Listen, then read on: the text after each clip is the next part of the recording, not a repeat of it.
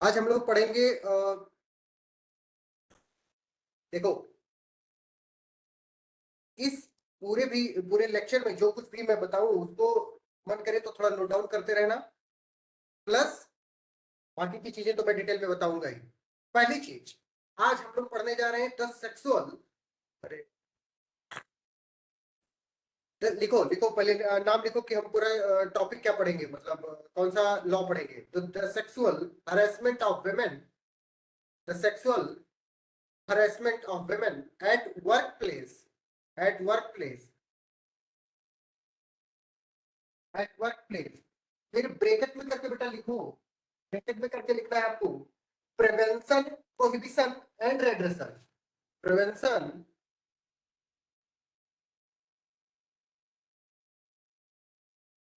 Prohibition,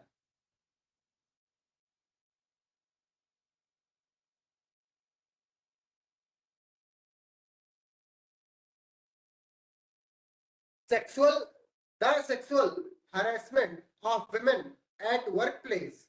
उसके बाद में आपको ब्रैकेट में लिखना है prevention, prohibition and redressal act 2013।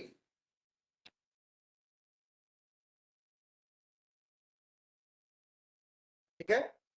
तो जैसा मतलब मेजोरिटी ऑफ द टाइम में जान रहे होते हैं कि कोई पूछता है कि कौन सा एक्ट पढ़ने जा रहे हो, या मतलब सेक्सुअल हैरेसमेंट का पढ़े नहीं पढ़े, या सेक्सुअल हैरेसमेंट खत्म हुआ कि नहीं। भैया, इसका पूरा नाम जानना बहुत जरूरी है। इसका पूरा नाम जानना बहुत जरूरी है, क्योंकि अगर क्वेश्चन में पूछ लिया कि what is the full name of this act, तो आपका ऐसे हो जाएगा। ऐसे नहीं होना चाहिए, ठीक है। आपको पूरा नाम पता होना चाहिए। Is it clear? पूरा नाम क्या है इसका, एक बार बोल के बताओ निहारिका बेटा। The Sexual Harassment of Women at Workplace Prevention, Prohibition and Redressal Act 2013. बहुत बढ़िया। ये act number 14, act number 14 of 2013, act number 14।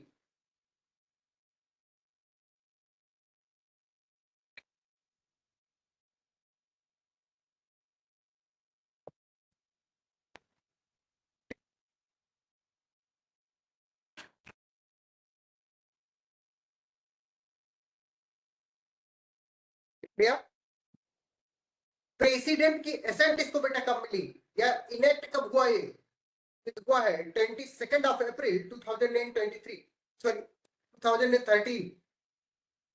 Presidential accent या इनेक्टमेंट डेट इसकी कब है? तो है 22 अप्रैल 2013, 2013। कौन सी डेट है की तुम बताओ? Sir, 22nd of April 2013. ये है इलेक्टमेंट डेट या प्रेसिडेंट की जो एसेंट मिली वो वाली डेट। प्रीलिम्स के लिए ये बातें बहुत इंपॉर्टेंट है, ठीक है। Next date, next date, date, date.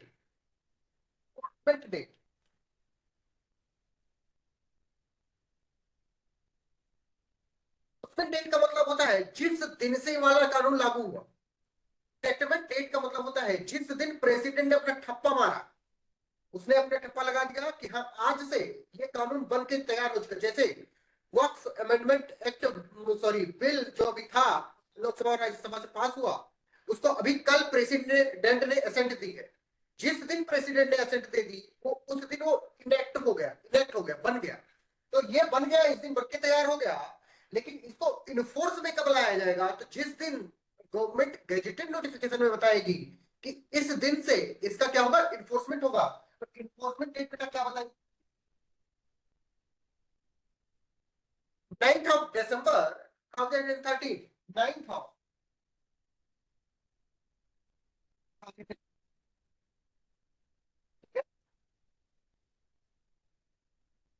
आ रही वाली चीज लिख लिया। इसमें तो कुछ समझना है ही नहीं है, तो खाली रट्टा मार लेना है। कितने चैप्टर है इसमें? 8 चैप्टर है। कितने? 8 चैप्टर है। चैप्टर 8,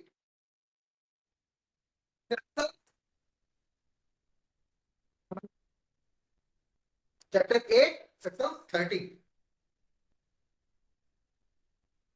ये था ओवरव्यू ऑफ द एक्ट। कौन सा act? Sexual harassment of women at work place prevention prohibition. ठीक है, इसका ओवरव्यू बात करती है। इसको लाया क्यों गया? लाया क्यों गया? क्यों लाया गया होगा कौशिकी, तुम बताओ क्यों लाया गया? सर वही जो आपको बताया कि प्रिवेंशन प्रोहिबिशन और redressal of sexual harassment of women at work place, तो प्रिवेंट करने के लिए कोई भी सेक्सुअल हरासमेंट अगेंस्ट वुमेन जो भी हो रहे हैं, और फिर अगर हो चुका है तो फिर उसको रिड्रेस करने के लिए कैसे उसको सही करना है, ये सब चीज। बहुत बढ़िया। तो बेटा इसलिए लाया गया, बहुत बढ़िया, जैसे कौशिकी ने बताया वो ऑब्जेक्टिव है उसका, वो अचीव करना चाहता है। लेकिन इसको लाया गया कॉन्स्टिट्यूशनल वैल्यूज जो अपनी है, जो कॉन्स्टिट्यूशनल वैल्यूज है, जैसे right to equality enshrined under article 14 and 15, right to dignity enshrined under article 21, उसके कोहेरेंस में कि मतलब अगर कोई विमेन काम करने के लिए कहीं पर जाती है तो उसको मैन की तुलना में कम ना समझा जाए, पहली चीज। दूसरी चीज, उसको किसी भी तरीके के हरेसमेंट का सामना ना करना पड़े, उसको एक इक्वलिटी फील हो, मतलब मेन और वुमेन में कोई डिफरेंस ना मालूम हो, डिफरेंस ना किया जाए। इस चीज को इंश्योर करने के लिए क्या किया गया बेटा? इस एक्ट को लेकर के आया गया। तो लिखो इस चीज को कि ये एक्ट क्यों लाया गया। भाई इट हैज बीन ब्रॉट, पहली बात है कि to uphold women's right to equality enshrined under Article 14 and 15 and to ensure the right to dignity enshrined under Article 21। यार क्या समझ में आ रही बात बेटा?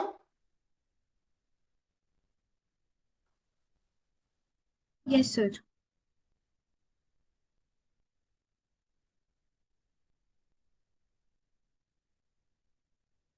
अच्छा, आपसे क्वेश्चन पूछा जा सकता, ये भी पूछा जा सकता अलग से भी कि जो राइट टू डिग्निटी है वो किस आर्टिकल में इंश्राइंड है। तो क्या आंसर करोगी तुम बताओ मणि?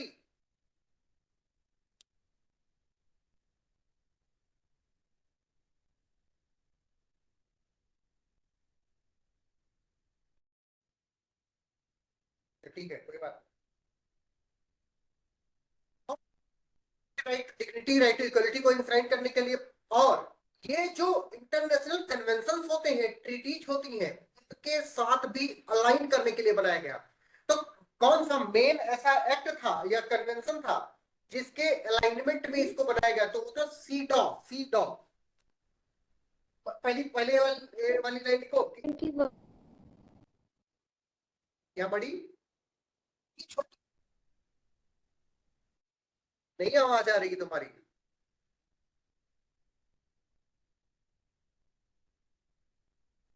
अच्छा ठीक है कोई बात नहीं, तो बाद में बोलना। अभी पहले एक बात, एक लाइन लिखो कि पहले तो इक्वालिटी को इंश्राइन वो कर दिया, उससे अवॉइड बाई करने के लिए, फिर डिग्निटी से अवॉइड बाई करने के लिए, एंड टू अलाइन। कोई बात नहीं बेटा, लिखो अभी सुनो। And to align with the international conventions and international conventions. ठीक है, अब वो इंटरनेशनल कन्वेंशंस कौन से हैं? तो उनमें से फर्स्ट एंड फॉरमोस्ट है सीडॉ। सीडॉ, C E T T A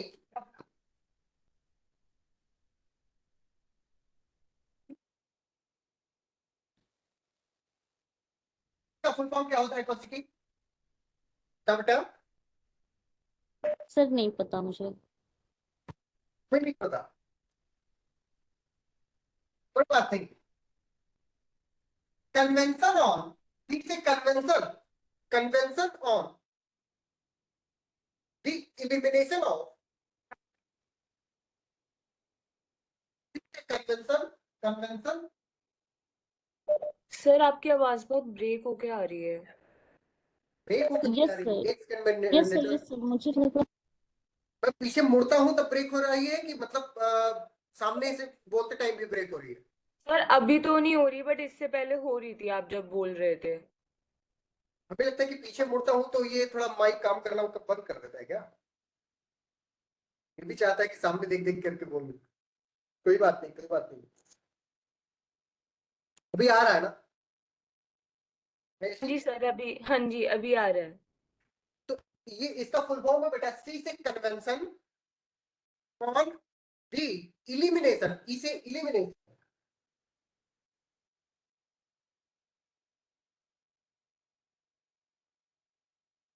convention on the elimination of forms of,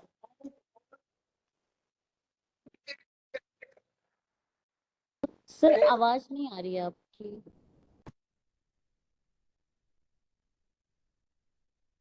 एक सेकंड कौशिकी, अगर मेरी आवाज ना आ रही हो तो इसको मुझे फिर से लगाने दो, ठीक है? ओके सर, ठीक है।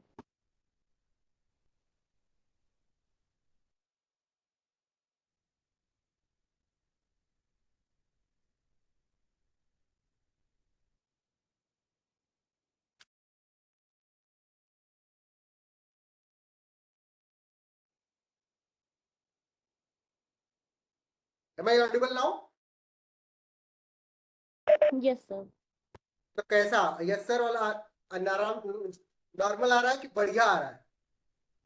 पहले से बेटर है मतलब। पहले से बेटर है, बस बस बस, पहले हम्म। से बेटर होना चाहिए हर चीज। हाँ, तो मैं क्या बता रहा था कि convention definition of,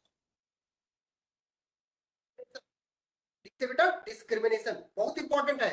net JRF का एग्जाम अगर आप लोग कभी दोगे या कभी एलएलएम वगैरह करने जाओगे या मतलब कभी भी इन जनरल ह्यूमन राइट का कोई बात आएगा तो उसमें ये वाला कन्वेंशन वेरी इंपॉर्टेंट है। कभी भी कॉन्स्टिट्यूशनल लॉ का भी जब हम पेपर लिख रहे होते हैं, आंसर लिख रहे होते हैं, उसमें भी हमको ये कोट करना होता है, ठीक है? अगर याद रहे तो, नहीं याद रहे तो कोई बात नहीं, ठीक है?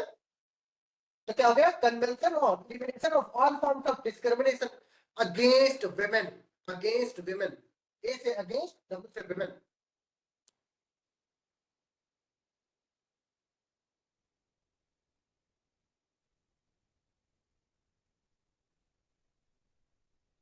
तो अभी इसका क्या नाम हो गया बेटा यशी, पूरा नाम बताओ इसका, सीटा का? Sir, convention on the elimination of all forms of discrimination against women. बहुत बढ़िया, ये याद होना चाहिए, रटा हुआ होना चाहिए, ठीक है? याद रहेगा, ये अभी यस। सीयूईटी के भी एग्जाम में शायद पूछा गया था, ठीक है?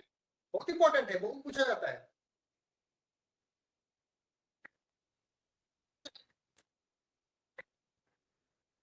चले, सर आपकी आवाज बिल्कुल नहीं आ आवाज रही नहीं है। आ रही है।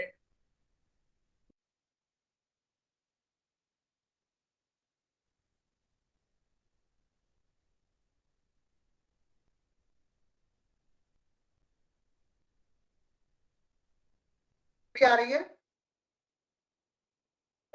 यस सर, भी आई।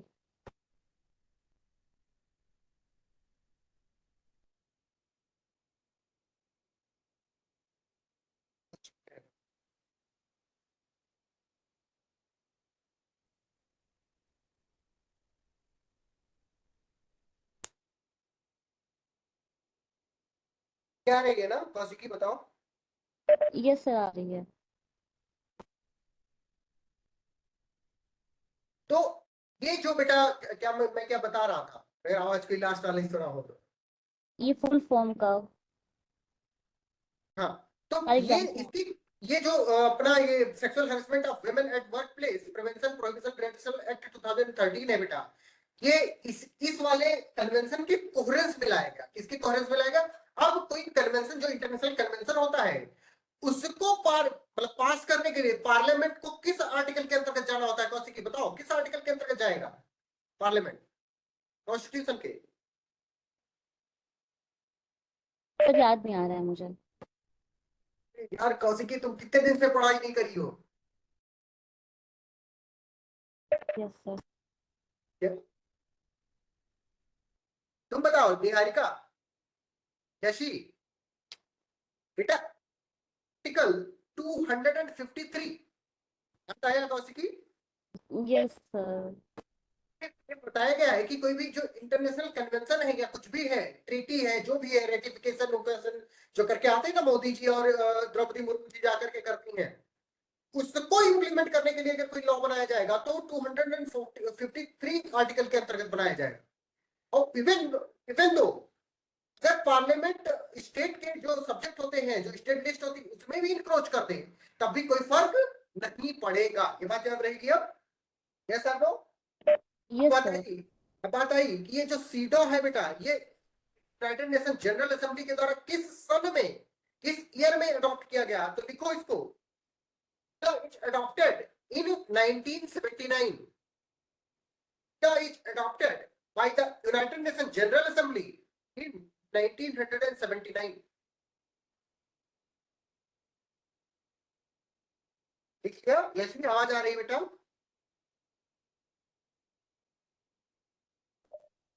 Yes, sir. बहुत बढ़िया।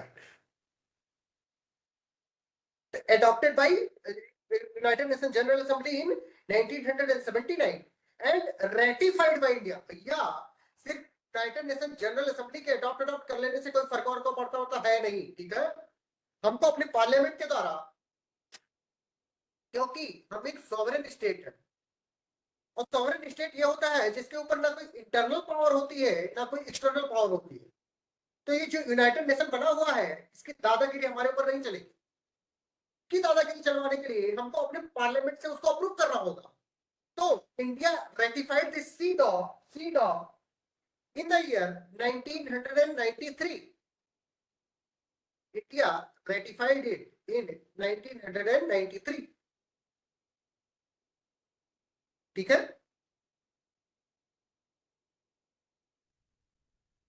क्वेश्चन पूछा जा सकता है आपसे बेटा, ध्यान से सुनो, ध्यान से सुनो, बहुत ज्यादा ध्यान से सुनो, इधर देखो, इधर देखो।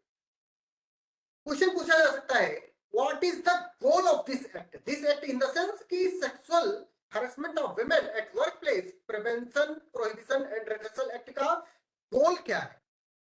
क्वेश्चन पूछा जा सकता है, which among the following is the goal of sexual harassment of women at work place? तो उसका आंसर क्या होगा, जो कौशिकी ने बताया था स्टार्टिंग में कि लिखो लिखो इस बात को कि the goal of the act is, फिर इज इक्वल टू लगा दो, इज इक्वल टू लगा दो, prevention and redressal, prevention prohibition and redressal of sexual harassment, of sexual harassment. किस चीज को प्रिवेंट करना है? प्रिवेंट करना मतलब ऐसा कुछ करना है कि सेक्सुअल हरेसमेंट हो ही ना। प्रोहिबिट करना है, अगर हो रोकना है। रेड्रेस कर, अगर हो चुका है तो उसका रेड्रेसल करना है। रेड्रेसल करना मतलब होता है कि अगर किसी विमेन का, किसी लड़की का सेक्सुअल हरेसमेंट हो चुका है तो उसको न्याय दिलवाना, उसको न्याय दिलवाना को हम कहते हैं रेड्रेसल। उस चीज को रोकने को कहते हैं। मान लो कि अब तुम ऑफिस में हो, कुछ कोई लड़की काम कर रही है और तुमने देखा कि उसका सेक्सुअल हरेसमेंट हो रहा है उसके बॉस के द्वारा, उसके कलीग के द्वारा, तो उस चीज को प्रोहिबिट करना, रोकना, is called prohibition. Prevention, prevention का मतलब होता है कि वो सेक्सुअल हरेसमेंट को अराइज ही ना होने देना।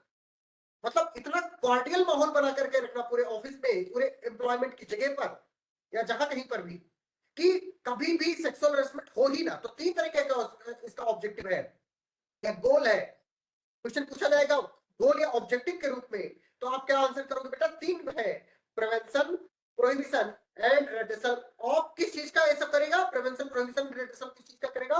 Of sexual harassment. बात ठीक है, याद रहेगी।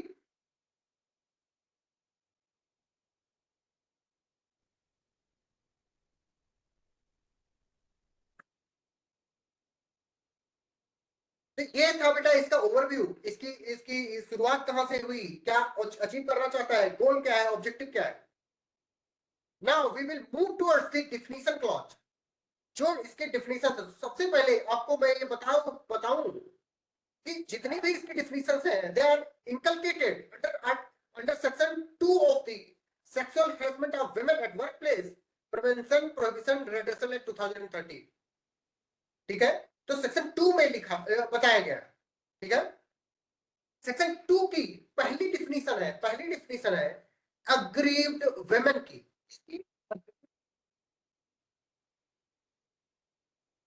ये वाला समझना।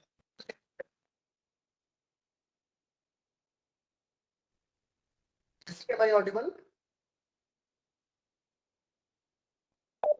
सर अभी आपने बोर्ड की साइड जो भी बोला नहीं सुनाई दिया। अच्छा, मैं इसका मतलब मुड़ता हूं तो नहीं सुनाई पड़ता है क्या? सर जब आप मतलब सामने देख के भी आज पढ़ा रहे हैं ना, तभी भी बीच बीच में आपके कुछ कुछ वर्ड सुनाई नहीं दे रहे, मतलब एकदम क्लियर आवाज नहीं आ रही है, कभी आ रही है कभी नहीं आ रही है वाला सीन हो रहा है। नहीं लग रहा है कि हमारे यहाँ का नेटवर्क थोड़ा ज्यादा कमजोर हो गया। एक सेकंड में अपने फोन से कनेक्ट करता हूँ, ठीक है? एक सर सेकंड। बाकियों से भी पूछ लीजिए, ऐसा नहीं हो कि मेरे साथ ही हो रहा है केवल तो। हाँ सर, तुम बता भाई।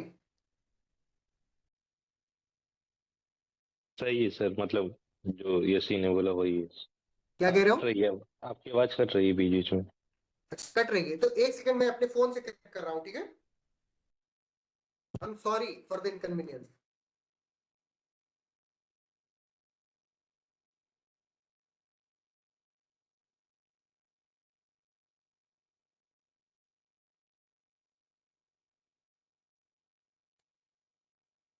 अभी ठीक है?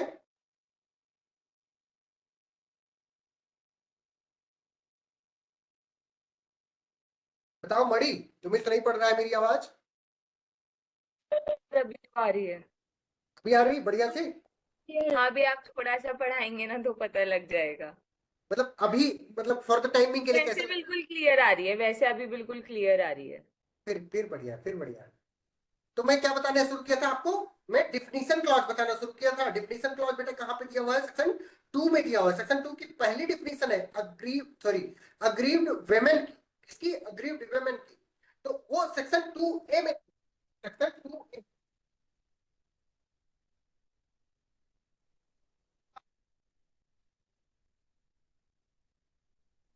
मैं ऑडिबल? No, sir.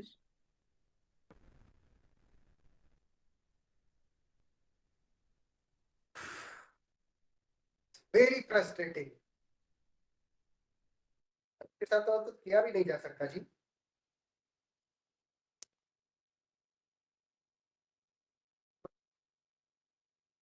चलाते हैं किसी तरह से।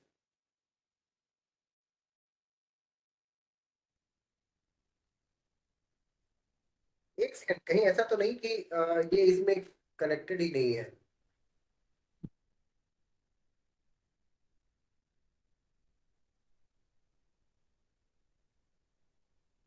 एक सेकंड आप लोग रुके रहो, रुक जाओ। मैं पहले रिकॉर्डिंग कुछ देर के लिए ऑफ कर देता हूँ। पुराना सब लोग, ठीक है? सही आ रहा है। अभी ऋषिका गुप्ता बोल रही है कि सही आ रहा है। अग्रीव्ड विमेन बेटा कहां पे डिफाइंड है? सेक्शन 2 ए में डिफाइंड है। तो अग्रीव्ड विमेन बेटा दो तरीके की हो सकती है। दो तरीके की अग्रीव्ड विमेन हो सकती है। एक तो in relation to the work place हो सकती है। एक जो विमेन होगी जो डॉइलिंग हाउस या कहीं पर जहां पर फैमिली रहती होगी वहां पर काम करने वाली, तो दो तरीके की अग्रीव्ड विमेन हो सकती है। पहला, in relation to work place.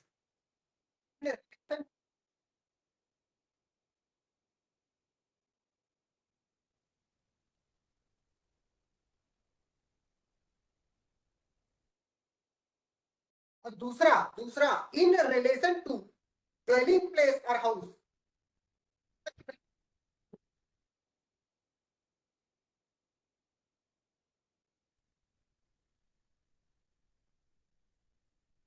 Payment बेटा दो जगह पर हो सकती है, ध्यान से सुनो। या तो जहां पर काम कर रही होगी वहां पर हो सकती है, या किसी भी डोमेस्टिक उस पर हो सकती है, जहां पर घर हो द्वार हो उसका, जहां कहीं पर भी।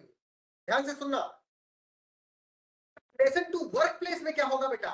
वुमेन ऑफ एनी एज, 2 साल की बच्ची से लगा करके 100 साल तक की दादी तक, चाहे जो हो, वुमेन ऑफ एनी एज।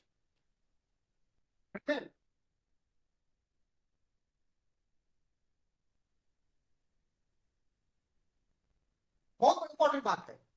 पूछा जाएगा कि एग्रीड विमेन की एज कितनी है, हो सकती है तो एनी एज। भी पैदा होकर के लड़की आई है और वो जो अभी मरेगी तब तक किसी भी उम्र की हो सकती हो। ठीक है? तो in relation to work place of women of any age. ठीक है? Similarly it mean women of any. ठीक है Kaushiki? Women Yes, of sir. Age. Whether weather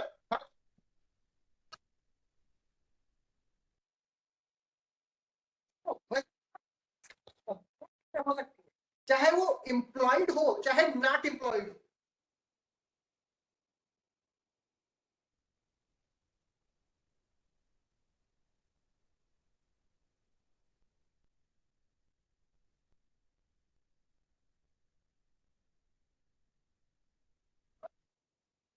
sir आवाज नहीं आ रही है आपकी, पता नहीं मुझे ये नहीं आ रही है, सबको नहीं आ रही। अब सबको आ रही है? सर अभी नहीं आई। अभी आ रही है? आप जब भी अभी भी आ रही, लेकिन कट कट के आ रही है। यार मुझे लगता है कि नेटवर्क इश्यू है, फिर ये इसकी कोई प्रॉब्लम नहीं है। सॉरी, नेटवर्क इश्यू है। लेकिन सर जब आप बोर्ड की तरफ फेस कर रहे हैं तो ही नहीं आ रही है। अभी देखिए आप ऐसे खड़े हैं तो फिर आ रही है आपकी आवाज। अच्छा, मतलब बोर्ड की तरफ मुड़ जाता हूँ तो नहीं आती? हाँ तब नहीं आती। एक काम करता हूँ, मैं इसको हाथ में लिए रहता हूँ, तो हाथ में लिए रहता हूँ, ठीक है? तब चाहे आए। ठीक है सर। अभी आ रही है ना? अभी अभी आ रही है ना? हाँ अभी आ रही है। ठीक है, तो मैं हाथ में लिए रहूंगा, कोई दिक्कत नहीं है। तो बेटा देखो, इन रिलेशन में जब वर्क प्लेस की बात करेंगे तो वो वुमेन ऑफ एनी एज हो सकती है, किसी भी एज की वुमेन हो, उससे कोई मतलब नहीं है, ठीक है? क्या कोई वर्क प्लेस जो होता है वहां पे सिर्फ काम करने वाले ही लोग नहीं होते हैं, कई औरतें ऐसी भी होती हैं जो काम नहीं कर रही होती है, वेदर एम्प्लॉयड और एम्प्लॉयड। मान लो कोई कस्टमर, चलिए तुम अपने कंपनी खोल करके बैठे हो, उसमें तो कुछ एम्प्लॉयड काम कर रही होंगी और कुछ उसमें कस्टमर आएंगी। कस्टमर अगर विमेन आई है मतलब नॉट एम्प्लॉयड, कोई नहीं है, नौकरी नहीं कर रही, कि उसका सेक्सुअल हैरेसमेंट हो सकता है, वो अग्रीव विमेन हो सकती है। बट ठीक है, अभी और एक्सप्लेन करूंगा, पहले इतनी चीज समझ में आ गई कि अग्रीव विमेन होने के लिए एट वर्क प्लेस उसको एम्प्लॉयड होना जरूरी नहीं है। ये बात इंपॉर्टेंट है, मार्क माई वर्ड, ठीक है? ये बात याद रहेगी सबको। अब हाउस होल्ड की तरफ चलते हैं। हाउस होल्ड में भी women of any as, women of any as, ध्यान से सुनो, women ऑफ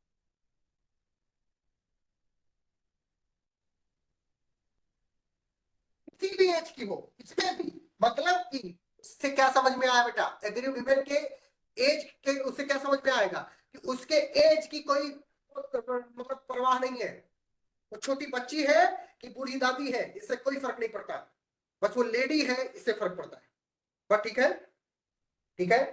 अब ये जब ड्वेलिंग हाउस या ड्वेलिंग प्लेस की बात करेंगे, इसमें उस बच्ची को, उस लड़की को, उस वुमेन को क्या होना चाहिए? एम्प्लॉयड होना चाहिए। Who is employed? Who is employed?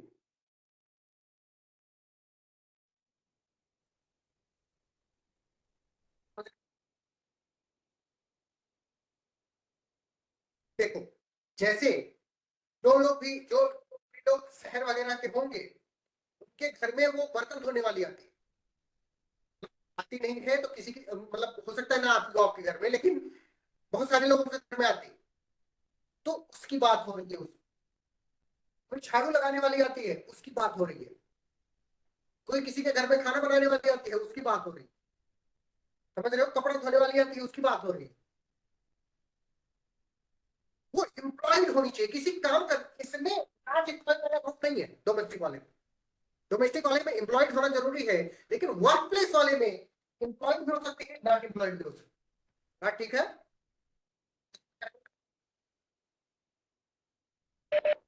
Yes sir. जब आ रही थी ना? हाँ अभी बीच में आपकी आवाज कटी थी, आपने जिसका नाम लिया वो मुझे सुनाई नहीं दिया, बट मैंने बोल दिया, मुझे लगा क्या पता मेरा नाम ना हो। ये नाम था। क्या होना चाहिए बेटा, क्या होना चाहिए? ये जो नहीं आ रही आवाज, नहीं आ रही है। है वो उसकी नेटवर्क की दिक्कत है, ठीक है?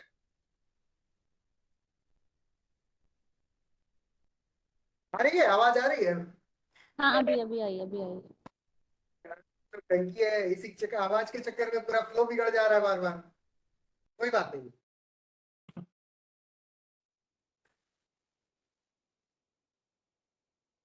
अभी आवाज आ रही है? यस सर आ रही है। बढ़िया आ रही है कि पहले से खराब आ रही है? अभी तो सही आ रही है, अभी ऐसे बोल रहे हैं आप तो। चलो ठीक है फिर तो। क्या हो, ये विमेन जो है बेटा, चाहे चाहे वो डोमेस्टिक रिलेशनशिप में हो यहाँ वाले में, चाहे किसी वर्क प्लेस वाले रिलेशनशिप में हो, उसके साथ क्या होना चाहिए, subject to sexual harassment, subject to sexual harassment, उसका सेक्सुअल हैरेसमेंट हुआ होना चाहिए। आवाज आ रही है ना इस चीज की? Yes sir. हाँ, ठीक है, तो मैं इसको चीज को लिखता हूँ।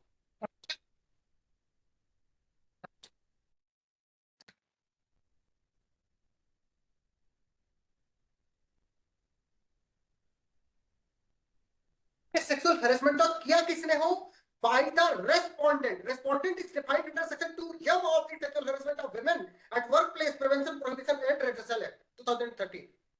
अभी हम सेक्शन 2M में जब पहुंचेंगे तो हम देखेंगे रेस्पोंडेंट कौन होता है। अभी फुल टाइम के लिए मैं आपको बता दूं, वो पर्सन होता है कि जिसके खिलाफ ये कार्रवाई की गई है, कोई लड़की आकर के कह रही है कि इन्होंने मेरे साथ सेक्सुअल हैरेसमेंट किया है, तो वो व्यक्ति रेस्पोंडेंट कहलाएगा with in the meaning of this act जो हम लोग पढ़ रहे हैं आज। ठीक है, यानी क्या समझ में आ रही है वाली चीज, subject to sexual harassment by the respondent. पूछा जाएगा आपसे कि किसके द्वारा कि मतलब उसको सेक्सुअल हैरेसमेंट उसका क्या गया हो, bye the respondent, bye.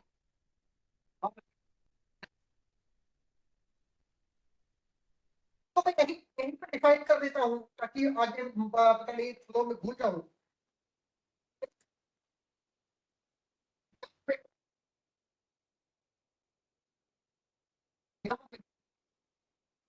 Section 2 में इसको बताया गया है कि जो अग्रीव वुमेन है, यानी ये जो अग्रीव के खिलाफ, ध्यान से तो, अग्रीव्ड वुमेन जिसके खिलाफ कंप्लेंट फाइल करेगी उसको हम रेस्पोंडेंट कहेंगे। ठीक है? जिसके खिलाफ सेक्सुअल हैरेसमेंट का कंप्लेंट फाइल करेगी उसे हम क्या कहेंगे बेटा, रेस्पोंडेंट कहेंगे, कहेंगे रेस्पोंडेंट कहेंगे। ठीक है यशी, समझ में आ रहा है तुम्हें? Yes sir. क्या होता है रेस्पोंडेंट? सर जिसके खिलाफ केस फाइल होता है। कंप्लेंट फाइल होती है, केस नहीं, complaint. Complaint, sorry sir, complaint file होती है। केस नहीं हो रहा है, कंप्लेंट हो रहा है। इसमें अभी आप हम आगे चल करके देखेंगे, इंटरनल कंप्लेंट कमेटी है और लोकल कंप्लेंट कमेटी है। केस की बात ही नहीं करेंगे हम कहीं पर, हमेशा कंप्लेंट की बात करेंगे। ठीक है बेटा? Yes sir. तो ये सबको समझ में आ गया? निहारिका तुम्हें समझ में आया? कौशिकी, शाश्वत, सौरभ, मणि, ऋषिका? Yes sir. ना समझ में आए वाली चीज तो बताओ कि अग्रीड विमेन किसे नहीं समझ में आया और रेस्पोंडेंट समझ में नहीं आया। अगर समझ में आ गया हो तो हम आगे बढ़ेगा। बताओ कुछ कि आगे बढ़ा जाए। Yes sir. बहुत बढ़िया। अब बात आती है बेटा दूसरी डेफिनेशन की। दूसरी डेफिनेशन है अपनी अप्रोप्रिएट गवर्नमेंट की। किसकी?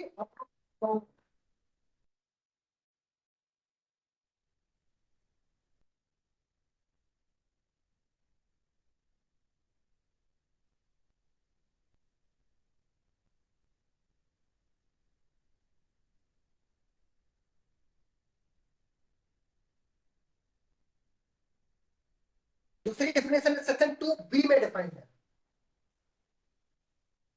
दूसरी डेफिनेशन है गवर्नमेंट।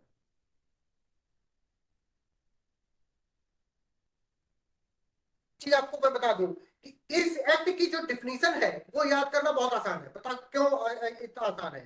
क्योंकि ये डिक्शनरी के जैसे, डिक्शनरी में चीजें अल्फाबेटिकली अरेंज होती है, उसी तरह से इसमें भी सारी चीजों को अल्फाबेटिकली अरेंज कर दिया गया। ठीक है? तो अप्रोप्रिएट गवर्नमेंट सेक्शन 2B में बेटा जो डिफाइंड है उसको कैसे डिफाइन करेंगे? वर्क प्लेस के ओन, मतलब वर्क प्लेस जो है उसको ओन कौन कर रहा है उसके कॉन्टेक्स्ट में डिफाइन करेंगे। ठीक है? अप्रोप्रिएट गवर्नमेंट को देखो, ध्यान से देखो, इधर देखो। किस कॉन्टेक्स्ट में करेंगे? कोई वर्क प्लेस है बेटा, कोई वर्क प्लेस जो है, देखो कोई वर्क प्लेस जो है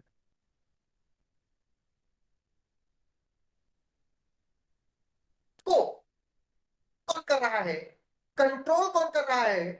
बॉडी या सब्सटेंसली फाइनेंस कौन कर रहा है? तीन चीज बोली मैंने, तीन चीजें बोली। और कंट्रोल कौन कर रहा है? दो, पहले ओन हो गया, दूसरा कंट्रोल हो गया, तीसरा फाइनेंस हो गया। फाइनेंस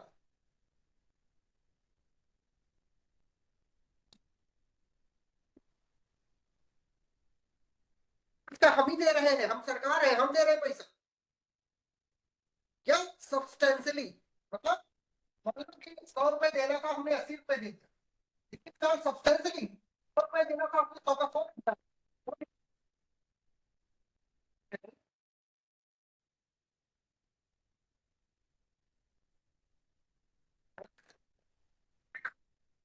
सेक्शन 2 में डिफाइंड है। उसको डिफाइन करने के लिए क्या होना चाहिए? हमको तीन चीजें देखनी होंगी कि प्लेस को, प्लेस को कौन कौन सा है,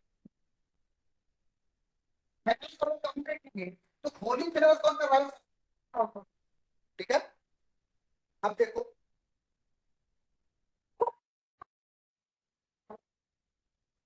सेंट्रल गवर्नमेंट कर रही है, सेंट्रल गवर्नमेंट। स्टेट गवर्नमेंट कौन हो जाएगा बेटा कौशिकी, बताओ? सेंट्रल गवर्नमेंट हो जाएगी। क्या?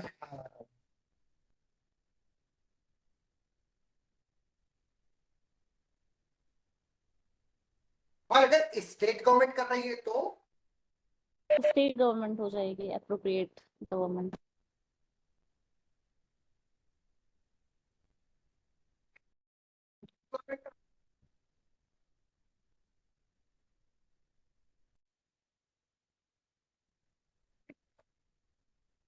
लेकिन आपकी आवाज आ नहीं रही है सर, क्या हो रहा है? ऐसे ही हो रहा है, आवाज आपकी आ नहीं रही है। क्या रही है? हाँ भी आ रही है, लेकिन जब आप बोर्ड की तरफ फेस कर रहे हैं तो नहीं आ रही है। मैं कह रहा हूँ कि वर्क प्लेस को चेक किया जाएगा कि उसको ओन कौन कर रहा है, कंट्रोल कौन कर रहा है, होली एंड सब्सटेंशियली फाइनेंस कौन कर रहा है। तो अभी इस चीज को चेक करते हुए हम पाए कि सेंट्रल गवर्नमेंट ओन कर रही है, कंट्रोल कर रही है, होली फाइनेंशियली फाइनेंस कर रही है। ठीक है, ये कौन कर रहा है? सेंट्रल जो गवर्नमेंट या यूनियन टेरिटरी कर रही है, तो उसकी अप्रोप्रिएट गवर्नमेंट सेंट्रल गवर्नमेंट हो जाएगी। ठीक है, आवाज आ रही है ना? हाँ सर।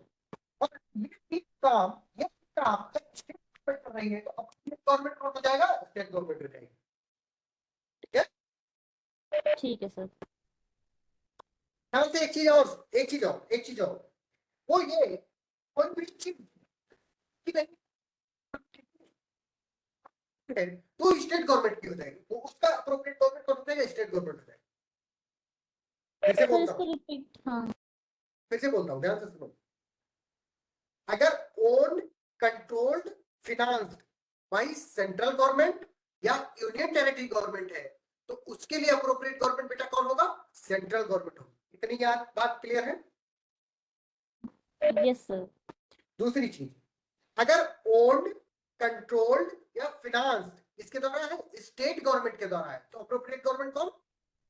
State government. अगर अगर ध्यान से सुनो, अगर कोई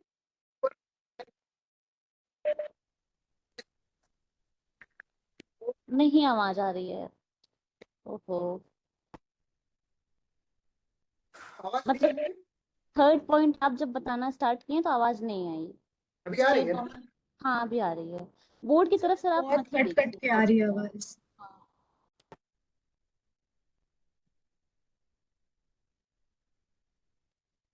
अब तो बिल्कुल ही नहीं आ रही है। नहीं आ रही है।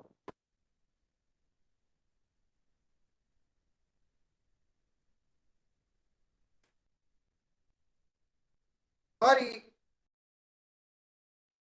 हाँ अभी सॉरी सुनाई दिया।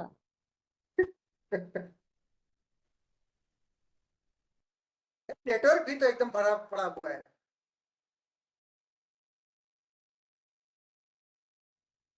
चलो, अभी सुनाई पड़ रही है ना? अभी सुनाई पड़ रही हो तो सुन लो ध्यान से। अगर कोई ऐसी एंटिटी है, कोई अगर ऐसा वर्क प्लेस है जिसको सेंट्रल गवर्नमेंट ओन करती है, ना यूनियन टेरिटरी गवर्नमेंट ओन करती है, ना ही स्टेट गवर्नमेंट ओन करती है, तो सुनाई पड़ी?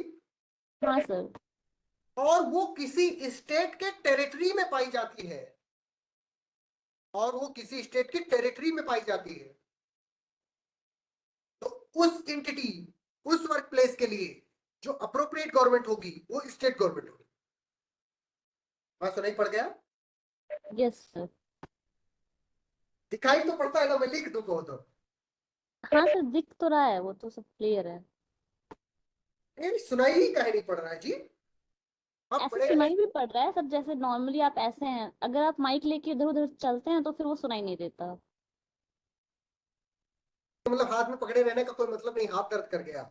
हाँ सर, कोई मतलब नहीं है। बहुत दुख है कौशिक की, बहुत दुख।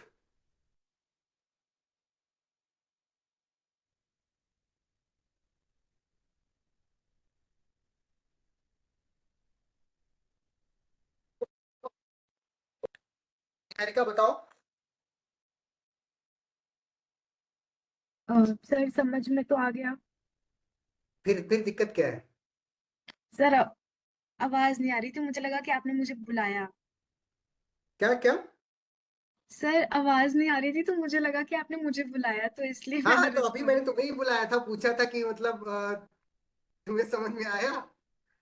हाँ हाँ, यस सर, आ गया। सार्थक त्रिपाठी तुम बताओ भाई, समझ में आया ना अप्रोप्रिएट गवर्नमेंट? इस पर अप्रोप्रिएट गवर्नमेंट वाले प्रोविजन पर एप्लीकेशन बेस्ड क्वेश्चन पूछा जा सकता है। आपको दे दिया जाएगा कि मतलब एक वर्क प्लेस है, वो यहाँ पर है, स्थित है, उसको फिनांस ये वाली गवर्नमेंट कर रही है। अब बताओ अप्रोप्रिएट गवर्नमेंट कौन होगी इनमें से? स्टेट गवर्नमेंट होगी, सेंट्रल गवर्नमेंट होगी, कि यूनियन टेरिटरी गवर्नमेंट होगी, कि गवर्नर होगा? ऐसे दे दिया जाएगा। तो आंसर कर ले जाओगे सब लोग? सौरभ बताओ, सौरभ झा, आंसर कर ले जाओगे? तुम्हारी भी आवाज नहीं आई तो यस सर ही कह रहे होगे शायद, मैं मान लिया कि यस सर कह रहे हो तुम। बढ़िया बढ़िया। की नौटंकी हो रही है ना?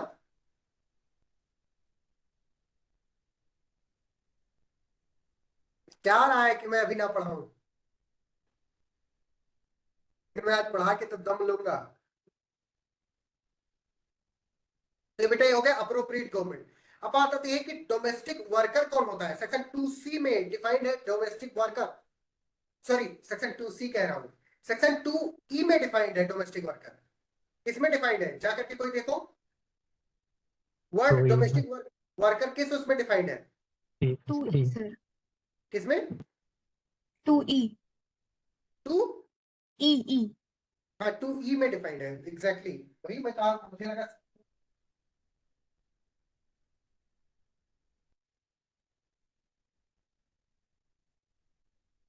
डोमेस्टिक वर्कर बेटा, डोमेस्टिक वर्कर।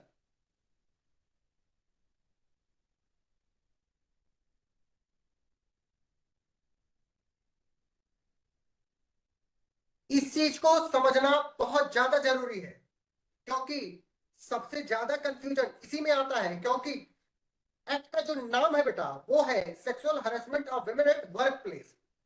और आप सोचोगे वहां पे एग्जाम टाइम पे, घर तो किसी का वर्क प्लेस हो नहीं सकता, लेकिन भैया जो तुम्हारे यहाँ बर्तन धोने आती है उसका तो वर्क प्लेस तुम्हारा घर ही है ना। वो जब अपने घर पे बता के आती होगी कि जा रही हूँ ऑफिस, तो तुम्हारे घर पे बर्तन धोने आती होगी। समझ रहे हो ना त्रिपाठी ये वाली चीज?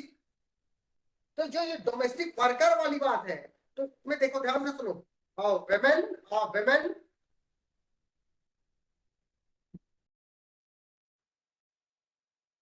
ये women कैसी होनी चाहिए? Employed to do household work. ध्यान से सुनो, कैसी होनी चाहिए? एम्प्लॉयड टू डू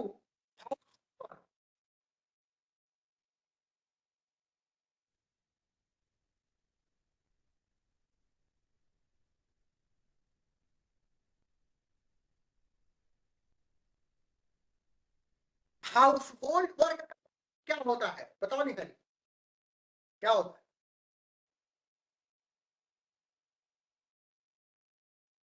मैं ऑडिबल?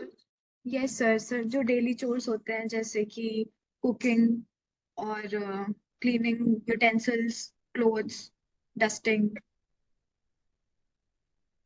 झाड़ू लगाना, पोछा लगाना, बर्तन धोना, ठीक है, घर साफ करना। ये दीदी वो आती है घर पे तो बताया दीदी ये वाला साफ कर दो, ये वाला साफ कर दो। तो ये क्या है, हाउस होल्ड वर्क है। अब ये हाउस होल्ड वर्क करवाने के लिए बेटा रिम्यूनरेशन देना होता है। क्या देना होता है? रिम्यूनरेशन। तो ये वर्क वर्क करेंगे employ to do household work for remuneration. बहुत इंपॉर्टेंट बात बोल रहा हूं।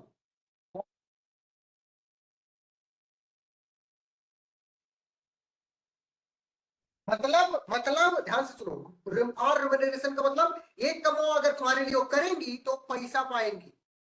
ये कमाओ अगर तुम्हारे लिए वो करेंगी तो पैसा पाएंगी, ठीक है, ये बात ठीक है। हाउसहोल्ड वर्क और रिम्यूनरेशन। रिम्यूनरेशन कैसे हो सकता है कौशिकी? तुम बताओ कैसे देती हो अपने घर में लोगों को पैसा, सॉरी रिम्यूनरेशन? सर कैश में या फिर कैश या तो में? कैश में देती हो, या तो उनको कह देती हो कि तुम कपड़े ले जाओ, तुम खाना खा लेना, तुम हमारे यहीं रहना, ठीक है। Yes sir. दो तरीके का हो सकता है, या तो कैश में हो सकता है या तो काइंड में हो सकता है।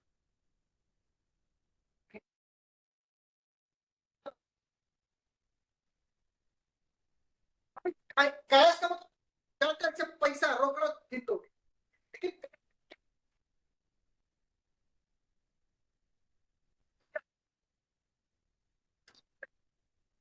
ठीक है, कपड़ा तो मैं तो नहीं पहनूंगी, मैं नया नया खरीदूंगी। ले जाओ, मतलब जो काम करने आती है अपनी बिटिया को पहना देना। तो कपड़ा तुमने दिया उसको, this is also called remuneration. मान लो कि वो कहीं दूसरे स्टेट, बिहार बिहार का के लोग हैं या उड़ीसा के लोग हैं, गरीब लोग, वो अगर आकर के तुम्हारे यहाँ काम कर रहे हैं, उनको तुमने बेटा रहने की जगह दे दी, रहने की जगह दे दी, तो भी क्या है, एक टाइप ऑफ रिम्यूनरेशन है। और समझ रही हो कौशिकी? बताओ यस और नो। Yes sir. ये बात बहुत बहुत जरूरी बात है। अब क्या हो, अब क्या हो इसमें, जो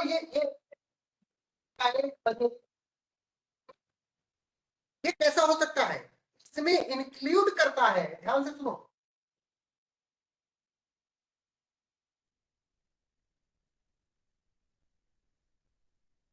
कोई जरूरी नहीं कि 12 मास अगर आपके यहाँ काम करें तभी वो आपके हाउस डोमेस्टिक वर्कर है।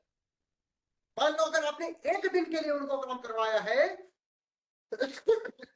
तो सी योर डोमेस्टिक वर्कर, ठीक है, includes temporary. Number 2 permanent.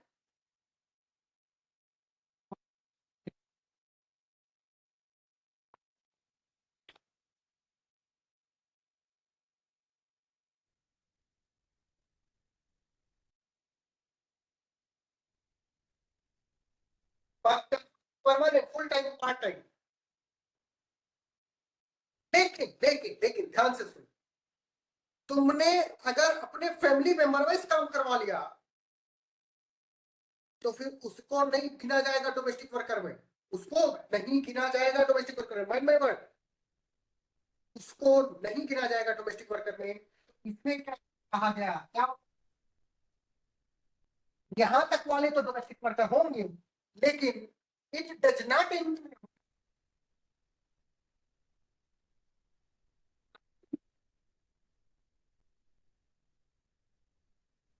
any member of the family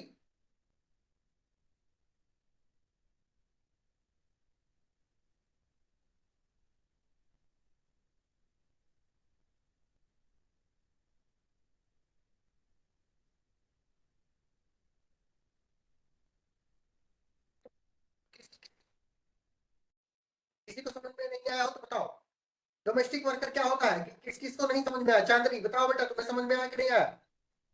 Rishika Gupta, Rishika Gupta, शाश्वत त्रिपाठी, निहारिका, यशी, सबको समझ में आ गया? मणि तुम्हें समझ में आया? माइक ऑन करके बताओ। Yes. क्या समझ में आया कि यस सर मतलब क्या समझो, समझ में आया कि नहीं आया? हाँ समझ में। बस बस बहुत बढ़िया। मैं फिर से एक बार सब कुछ समराइज करता हूँ। बेटा डोमेस्टिक वर्कर वो लेडी होती है, वो वेमेन होती है, वो औरत होती है जो किस चीज के लिए इम्प्लॉय की जाती है? To do household work, घर के जो काम होते हैं उनको करने के लिए जो इम्प्लॉय की जाती है उसको हम डोमेस्टिक वर्कर कहते हैं। अब वो उसको जो इम्प्लॉय इस तरह से किया जाना चाहिए, उसको रिम्यूनरेशन मिलना चाहिए। क्या मिलना चाहिए? रिम्यूनरेशन, कुछ रोकड़ा मिलना चाहिए। वो रोकड़ा किस तरह से हो सकता है? या तो कैश में हो सकता है, या तो डाइट में हो सकता है। कैश मतलब पैसा देना, रुपया देना, नोट देना। काइंड में क्या हो सकता है? खाना दे देना, रहने की जगह दे देना, कपड़े दे देना, कुछ भी दे देना मतलब। ठीक है, खुश होकर के लाओ, ले जाओ, गले की हार दे दिया तुमने। मान लो कौशिकी के यहाँ कोई काम करने आया है, कौशिकी बहुत खुश हो गई, आज इसने कितना साफ बर्तन मांजा है। इसने कहा लो ले जाओ मेरा ही, फिर हार निकाल के दे दिया। तो ये भी क्या है बेटा? ये भी रिम्यूनरेशन है, ये काइंड में आएगा। ठीक है, फिर क्या होगा? आप लोगों को लग रहा होगा कि अगर आपके यहाँ रोज अगर बर्तन धोने आते हैं तभी वो आपके यहाँ डोमेस्टिक वर्कर होगा, ऐसा नहीं है। मान लो आज संडे है, आपने सोचा कि संडे को हम लोग ज्यादा खाते हैं और ज्यादा बर्तन निकलता है, इसलिए हम संडे को रखेंगे उसको। तो संडे को अगर यानी टेम्पोररी पे रखा तुमने, परमानेंटली तुमने कहा कि नहीं आओ तुम बरहमास काम करो हमारे यहाँ, फुल टाइम, पूरे दिन मतलब 8 घंटे काम करती है आपके घर घर पे आके, तो फुल टाइम। अगर उसे बर्तन धोनी आती है तो पार्ट टाइम। ठीक है, लेकिन लेकिन अगर मान लो शाश्वत त्रिपाठी है, शाश्वत त्रिपाठी की बीवी इनके घर में ये सब काम करती है, तो क्या, तो क्या वो डोमेस्टिक वर्कर में आएगी? The answer is no. She is family, she is family. और जब फैमिली काम कर रही होगी, फैमिली मेंबर काम कर रही होगी, तो वो डोमेस्टिक वर्कर में नहीं आएगी। ठीक है, समझ रहे हो सौरभ, शासक? और जब बेटा डोमेस्टिक वर्कर में नहीं आएगी, यानी वर्कर में नहीं आएगी, तो तुम उसका सेक्सुअल हरेसमेंट भी नहीं कर सकते, क्योंकि ये जो एक्टवा है वो तो खाली डोमेस्टिक वर्कर को बता रहा है, वो डोमेस्टिक वर्कर है ये नहीं है, है ये नहीं है। कैसे करोगे तुम sexual harassment eight work place? क्योंकि वो तो उसका वर्क प्लेस में नहीं है। ठीक है, बात समझ में आ गई? किसी को कोई डाउट इस वाली चीज में? अच्छा, एक चीज इसमें और मैं बताना भूल गया, वो ये, इसको जो इम्प्लॉय किया गया हो, वो हो सकता है इसको डायरेक्टली इम्प्लॉय किया गया हो। मतलब मान लो कि मेरा नाम है, मैं मान लो एक लेडी हूँ, लड़की हूँ, और मैं, मेरा नाम है मान लो कोई मंजू, मंजू मान लो मेरा नाम आज से। और मैं क्या हूँ, मैं उड़ीसा की हूँ या मान लो बंगाल की हूँ, बहुत गरीब हूँ। मेरे माँ बाप के पास खाने के पैसे नहीं है, उन्होंने कहा कि जाओ तुम प्रयागराज में कमा के आओ। मैं निहारिका निगम के पास डायरेक्ट पहुंची, मैंने कहा कि मैडम मैडम मुझको काम दे दो। मैडम ने मुझको मारे खुशी के काम दे दिया कि आज से तुम हमारे यहाँ बर्तन मांजोगी। ये क्या हुआ? डायरेक्ट एम्प्लॉयमेंट हुआ। क्या हुआ? डायरेक्ट एम्प्लॉयमेंट हुआ। अब क्या हुआ? दूसरा केस सिनेरियो, मेरा नाम मंजू है, फिर सब कुछ वही सेम है, लेकिन मैं कौशिकी सिंह के पास पहुंचा जो कि एक एजेंसी चलाती हैं। किस चीज की एजेंसी चलाती हैं? डोमेस्टिक वर्कर्स की एजेंसी चलाती है। ये कहती हैं कि जिसको डोमेस्टिक वर्कर चाहिए वो मुझसे संपर्क करे, और जिसको डोमेस्टिक वर्कर का काम करना है वो मुझसे संपर्क करे। तो ये मालिक को और वर्कर को दोनों को मिलवा देती है, यानी ये एज ए एजेंसी काम कर रही है। तो चाहे कोई एजेंसी के थ्रू आए और चाहे डायरेक्ट आए, दोनों केस में वो बेटा क्या बन जाएगा? डोमेस्टिक वर्कर बन जाएगा। जरूरी नहीं है कि वो किसी एजेंसी के थ्रू आया हो तभी वो वर्कर बने। वो अगर खुद चला आया है या एजेंसी थ्रू आया है, चाहे जैसे भी आया है, बस आकर के ये कमा कर रहा है, वो अगर वो डोमेस्टिक वर्कर है। बात समझ में आ गई? यस और नो बताओ? Kaushiki, Niharika, Yeshi, yes sir. Clear है ये वाली चीज?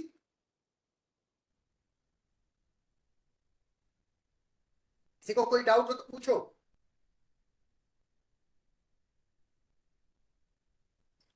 बात आती है बेटा, ध्यान से सुनो, बात आती है कि एम्प्लॉई कौन होता है? एम्प्लॉई सेक्शन 2F में डिफाइन किया गया एम्प्लॉई।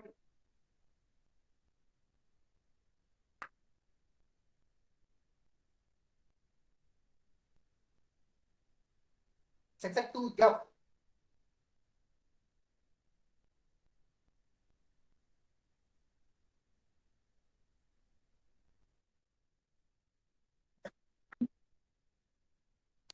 एम्प्लॉय मतलब बेटा ध्यान से सुनो, any person employed at a work place for work. कोई भी व्यक्ति जो किसी वर्क प्लेस पर काम करने के लिए एम्प्लॉय किया जाता है उसको हम एम्प्लॉय कहते हैं।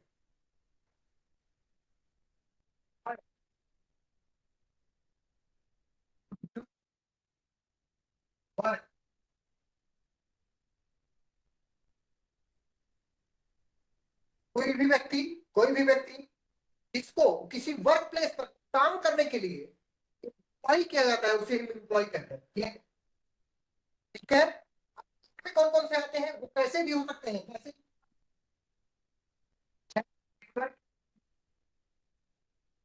चाहे वो टेम्पोररी किया गया हो,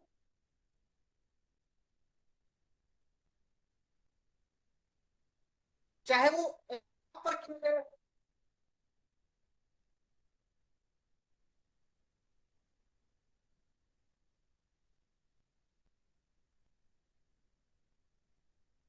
समझ में आ रहा है ना ये वाली चीज?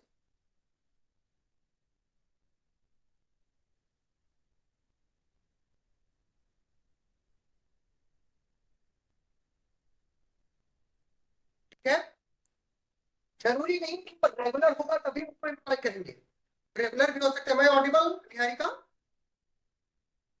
Yes, sir. फिर ठीक है, चाहे वो रेगुलर हो, चाहे टेम्पोररी हो, चाहे एडहॉक हो, अगर वो उसको एम्प्लॉयड किया गया है किसी वर्क प्लेस पर काम करने के लिए तो वो एम्प्लॉय। अब उसमें क्या कौन हो सकता है बेटा, वो डायरेक्टली भी एम्प्लॉय किया जा सकता है, भी जैसे मैंने अभी आपको directly or through an agent.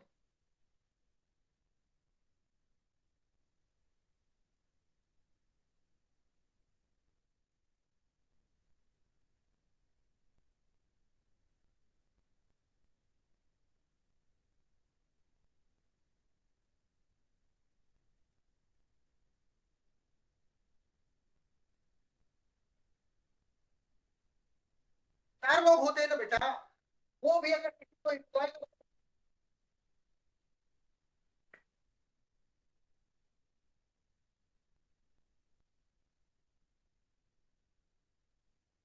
Sir आवाज नहीं आ रही है आपकी। No, sir. एकदम mute. एकदम नहीं आ रही है। अब आई. भाई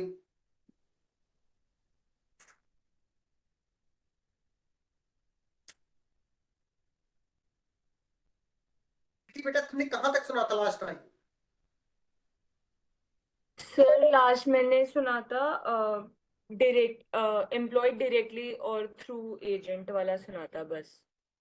बेटा उसको चाहे डायरेक्टली एम्प्लॉय किया जाए, चाहे एजेंट के द्वारा एम्प्लॉय किया जाए, चाहे किसी कॉन्ट्रैक्टर के द्वारा एम्प्लॉय किया जाए, चाहे रेगुलर बेसिस पर, चाहे टेम्पोररी बेसिस पर, चाहे एडहॉक बेसिस पर, चाहे डेली बेसिस पर। ठीक है,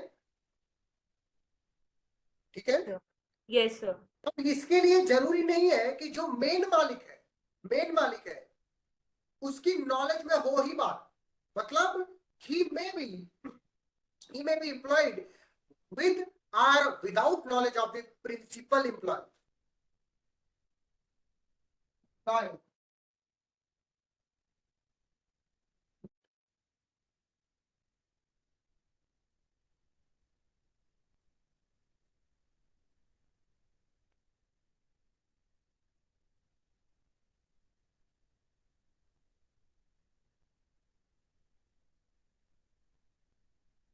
नहीं पड़ी होगी किसी को।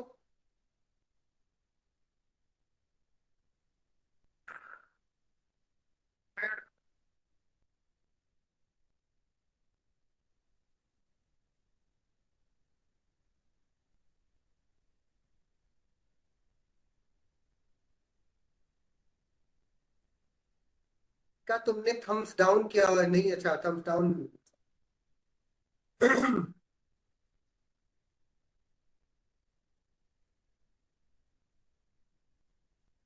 मुझे लगता है अभी सुनाई पड़ रहा होगा, isn't it? Yes, sir. लेकिन मैं पीछे मुड़ूंगा तो नहीं सुनाई पड़ेगा क्योंकि अभी मैंने डायरेक्ट इसके लैपटॉप के वॉइस से कर दिया है।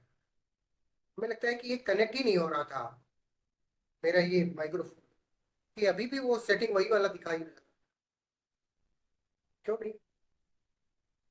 चलो जो कुछ भी है, आज की क्लास कंटिन्यू करते हैं। ठीक है, तुम लोगों को जहां कहीं पर भी दिक्कत होगी तो तुरंत बताना। ठीक है, मैं इसको थोड़ा और नजदीक कर लेता हूँ जिससे अगर मैं पीछे भी मुड़ूं तब भी सुनाई पड़ रहा है ना अभी? Yes sir. हाँ हाँ, बढ़िया बढ़िया। तो मैं कहाँ पे बता रहा था, कहाँ पहुंच गया था? तो जितना आपने बोर्ड पे लिखा है अच्छा, एम्प्लॉयड विद और without knowledge of the principal. हाँ, मैं जैसे मान लो मेन मालिक मैं हूं, मैंने किसी कॉन्ट्रैक्टर को, मान लो मैंने कौशिकी को दिया कि कौशिकी तुम ये मेरा घर बनवा दो, ठीक है। अब ये एज ए कॉन्ट्रैक्टर इन्होंने अपने अंडर में बहुत सारे लोगों को एम्प्लॉय किया, तो वो विदाउट माई नॉलेज हो, जरूरी नहीं कि उसके बारे में मुझे संज्ञान हो तभी वो एम्प्लॉय होगा, ऐसा जरूरी नहीं है, ठीक है। तो विद और विदाउट, क्योंकि प्रिंसिपल एम्प्लॉय बेटा तो मैं हूं ना, मैंने भी कौशिकी को भी मैंने ही एम्प्लॉय किया हुआ है ना, बात समझ रही हो Kaushiki? Yes sir, no? Yes sir. अब ये कैसा हो सकता है विद और without knowledge of the principal employer? या तो फॉर रिम्यूनरेशन हो सकता है और नॉट फॉर रिम्यूनरेशन, दो तरीके से हो सकता है।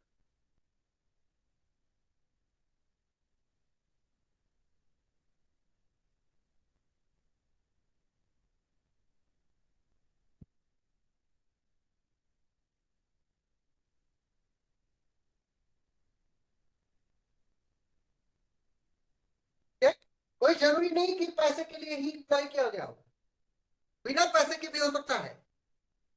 कोई बिना पैसे के कैसे हो सकता है? वर्किंग ऑन वॉलंटरी बेसिस, कोई वॉलंटियर होते हैं, आप लोगों ने सुना होगा।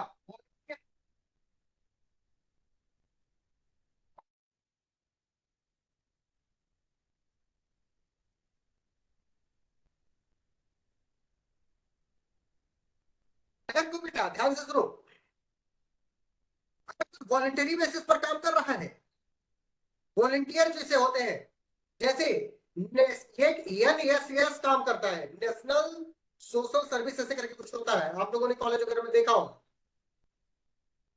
तो उसमें लोग वॉलंटियर होते हैं, वो एम्प्लॉयड नहीं होते, फिर भी वो किसकी कैटेगरी पे आ सकते हैं? अगर वो कहीं पर कोई वॉलंटियर कर रहा है और उसका प्रिंसिपल एम्प्लॉयर एम्प्लॉय ऐसे इस ढांचे में फिट हो रहा है, तो क्या हो जाएगा? एम्प्लॉय हो जाएगा with in the meaning of section 2F, ठीक है। इसमें कौन कौन से आ जाएंगे? इंक्लूड, ध्यान से सुनो,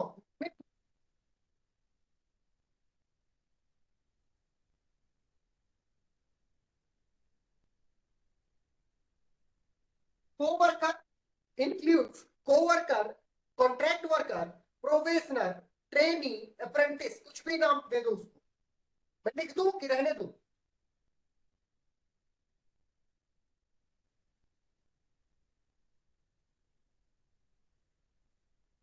अप्रेंटिस, प्रोफेशनल, कॉन्ट्रैक्ट वर्कर, सब लोग आ जाते।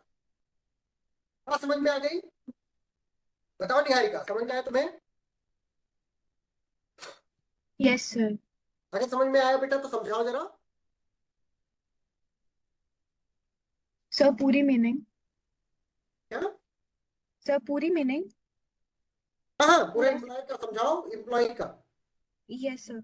Sir, section 2F defines employee. इसके according कोई भी person जो employed होता है to do any work at any workplace, वो चाहे तो regular हो सकता है, temporary, ad hoc या daily basis पे हो सकता है, उसको डायरेक्टली एम्प्लॉय किया जा सकता है या फिर किसी एजेंसी के या एजेंट के थ्रू कॉन्ट्रैक्ट के बेसिस पे एम्प्लॉय किया जा सकता है। वो एम्प्लॉयड होगा विद और without knowledge of the principal employer, and वो उसको तो चाहे रेम्यूनरेशन के लिए या फिर उसके बिना वॉलंटरी बेसिस पे एम्प्लॉय किया जा सकता है। And such people include probationer, trainee, apprentice और any such other name that you call. बहुत बढ़िया, बहुत बढ़िया। कौशिकी, समझ में आ गया बेटा तुमको भी? Yes sir. तुमको आवाज सुनाई पड़ी?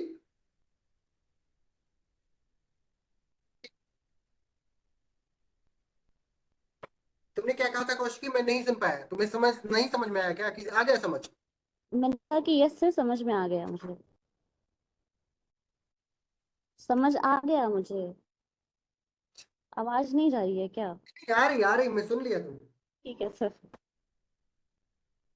तो ये मुझे लगता है सबको समझ में आ गया। शाश्वत और सौरभ बेटा तुम बताओ। और शाश्वत को समझ में आ गया। सौरभ तुम भी ऐसे थम्स अप कर दो अगर समझ में आया हो तो, नहीं तो थम्स डाउन कर दो अगर नहीं समझ में आया। बहुत बढ़िया।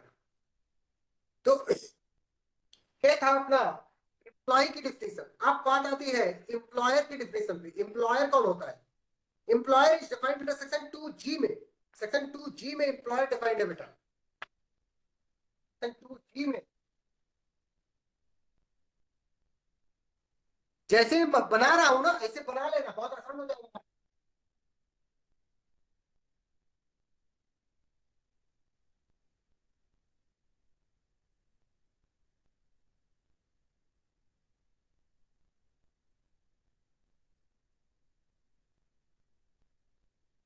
एम्प्लॉयर डिफाइंड है, कहां पे डिफाइंड बेटा? सेक्शन 2G में। जी फॉर गन, गन बंदूक वाला गन। अगर बात करूं, ध्यान से सुनो, अगर मैं बात करूं गवर्नमेंट के बारे में, गवर्नमेंट के बारे में मतलब कोई डिपार्टमेंट ऑफ गवर्नमेंट है, तो ध्यान से सुनो, पहली बात अगर होगी एम्प्लॉयर कौन होगा, तो in relation to the government.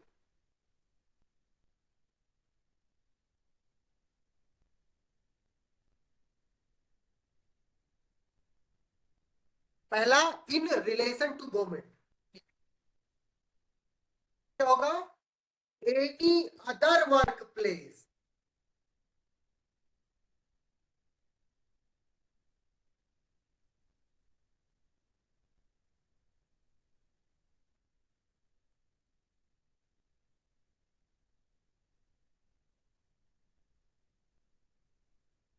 तीन चीजें बेटा मैंने बताई, तीन चीजें। कोई वर्क प्लेस है जो in relation to the government है। Number two, any other work place, any other work place Kalpana आई हुई है, any other work place which is not of the government. And number third, any dwelling house, any dwelling house. तो अब अगर in relation to the government की बात करेंगे बेटा, तो उसमें दो लोग हो सकते हैं एम्प्लॉयर की कैटेगरी में। नंबर फर्स्ट, पर फर्स्ट बेटा ध्यान से सुनो, हेड ऑफ डिपार्टमेंट, जो भी उस गवर्नमेंट डिपार्टमेंट का हेड होगा उसको एम्प्लॉयर मानेंगे। तो head of department. Number two, या तो हेड ऑफ डिपार्टमेंट होगा या तो officer appointed by the government होगा।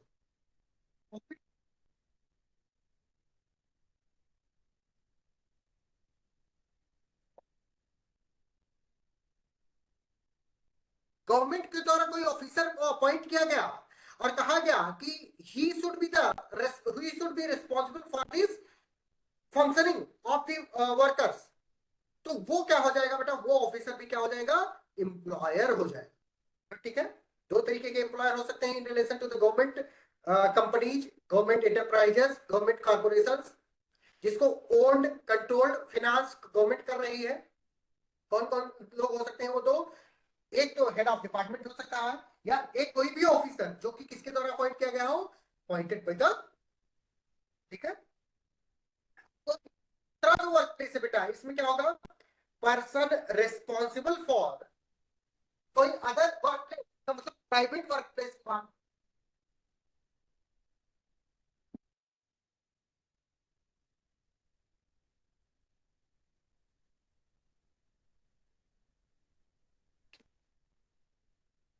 मैनेजमेंट के लिए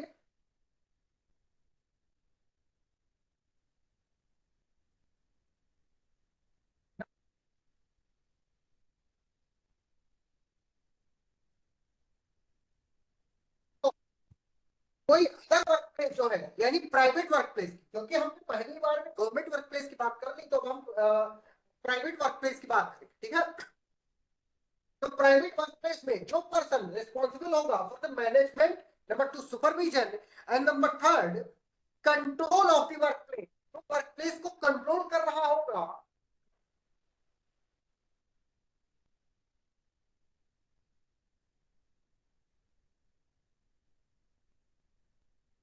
control of the work place, तो उसको भी क्या कहेंगे? एम्प्लॉयर। थर्ड, ड्वेलिंग हाउस है या डोमेस्टिक हाउस है या घर है, उस केस में कौन होगा?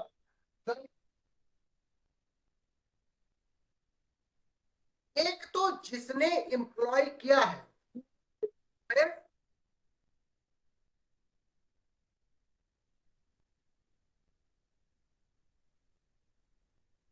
सुनो, इधर देखो यार, तुम लोग कहां देख रहे हो? And number two, for whose benefit the work is being done. Benefit of the work is provided to whom? ये चेक किया जाएगा।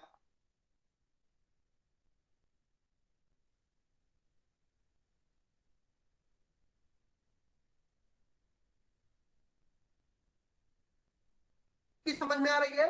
ड्वेलिंग हाउस के कंटेक्स्ट में हम चेक करेंगे कि किसने एम्प्लॉय किया हुआ है, और दूसरा क्या चेक करेंगे कि वो जो काम कर रहा है व्यक्ति वो किसको बेनिफिट पहुंचा रहा है, किसको फायदा पहुंचा रहा है। ठीक है, तो जिसको फायदा पहुंचा रहा होगा या जिसने एम्प्लॉय किया होगा वो उसका क्या हो जाएगा, एम्प्लॉयर हो जाएगा। बात ठीक है, समझ में आ रही है? यस और नो? बताओ yes, is it clear to you?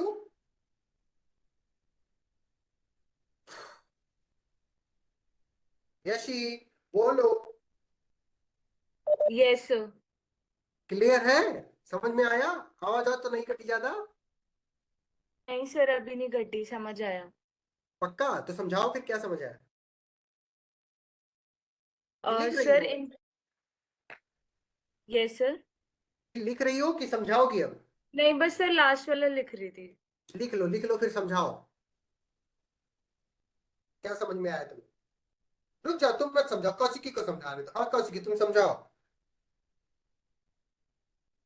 Sir employer in relation to government, तो गवर्नमेंट ऑर्गेनाइजेशन के लिए जो एचओडी रहेगा, उस हेड ऑफ डिपार्टमेंट रहेगा उस डिपार्टमेंट का, वो एम्प्लॉयर कहलाएगा, या फिर जो ऑफिसर अपॉइंट किए हैं गवर्नमेंट द्वारा कि वो एम्प्लॉय करे लोगों को, एम्प्लॉयज को, वो एम्प्लॉयर कहलाएगा। बहुत और फिर बढ़िया। एनी अदर वर्क प्लेस, जो भी प्राइवेट ऑर्गेनाइजेशंस हैं, उसमें जो भी पर्सन रिस्पॉन्सिबल है मैनेजमेंट के लिए, सुपरविजन के लिए या कंट्रोल के लिए वर्क प्लेस के, तो वो एम्प्लॉयर कहलाएगा। बहुत बढ़िया।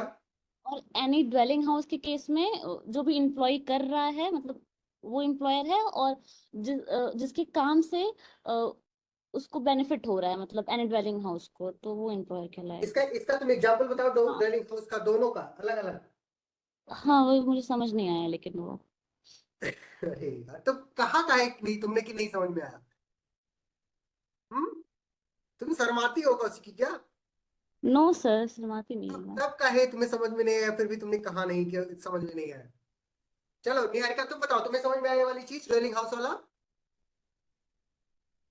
Yes sir. सर मेरी अंडरस्टैंडिंग के अकॉर्डिंग ड्वेलिंग हाउस में अगर मैंने किसी को काम पे रखा है डायरेक्टली तो मैं एम्प्लॉयर हो गई, या फिर अगर अगर मेरे घर में मान लीजिए मेरी मम्मी ने किसी को एम्प्लॉय किया है लेकिन उसका बेनिफिट मैं भी ले रही हूँ उनके कामों का, तो मैं भी I am the person who is being benefited by the work of that person, तो मैं ये सेकंड कैटेगरी में आ गई। बिल्कुल, तुम भी एम्प्लॉयर कहलाओगी। बिल्कुल सही बात है कौशिकी, समझ में आई बात? जैसे मैं यस हूँ सर।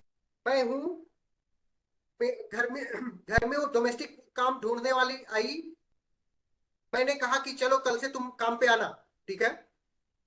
तो मैंने, बेटा कौशिकी ध्यान से इधर सुनो, तो मैंने उसको एम्प्लॉय किया, पहली category, who employs. Now there is my wife. अब भैया अगर बर्तन धुलने के लिए मैंने किसी और को रख लिया है तो मेरी वाइफ को बर्तन अब नहीं धुलना पड़ेगा ना, तो she is getting benefited from that work. तो भी क्या हो गई, एम्प्लॉयर हो गई। कौशिकी ये बात समझ में आई? Yes sir, yes sir. तो ये चीज है, और ये वाली चीज समझ में आ गई थी, मैनेजमेंट और सुपरविजन और क्या होता है, ये वाली चीज समझ आ गई थी? हाँ हाँ सर, ये तो समझ में आ गया था। ये वाला हाँ, वो भी। तुम बताओ ऋषिका गुप्ता, तुम्हें समझ में आ गया बाबू?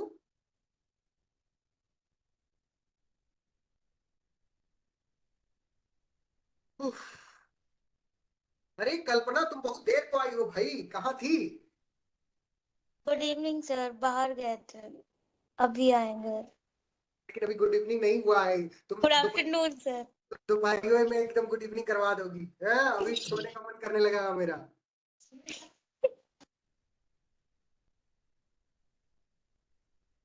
ठीक है कोई बात नहीं, तो ये एम्प्लॉयर वाली चीज समझ लेना बेटा।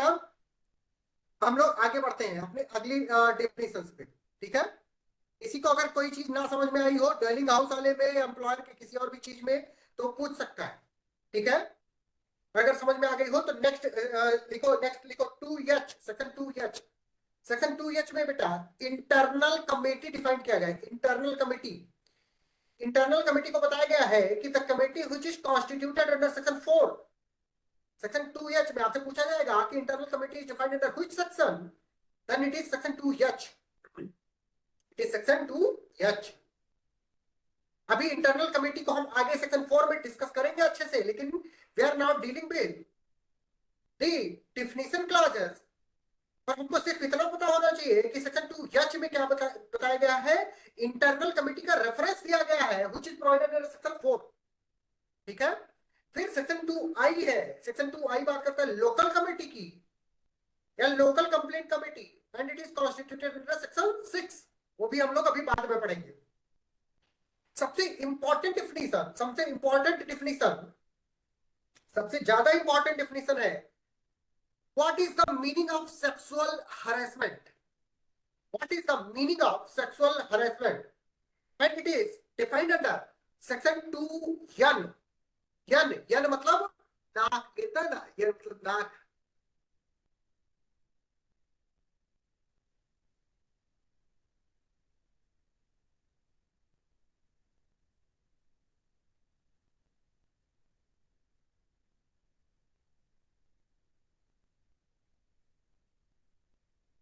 Sexual harassment is provided under section 2N। बहुत इंपॉर्टेंट डिफिनीशन है, सबसे मतलब जो पूरा फ्रेमवर्क है इस एक्ट का, it is dependent upon this section only, this provision only, this definition only. इसलिए हमको इस वाली डिफिनीशन को बहुत गौर से सुनना होगा, बहुत ध्यान से समझना होगा। कोई भी पॉइंट जो नहीं समझ में आता है उसको तुरंत पूछना है, बार बार पूछना है जब तक समझ में ना आ जाए, ठीक है। तो सेक्शन 2N,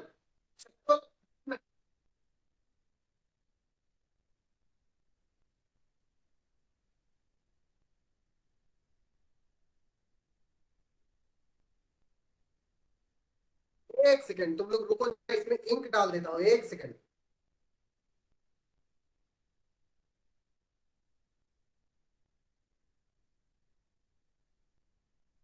हम लोग पढ़ रहे हैं बेटा sexual harassment, it is provided under section 2N।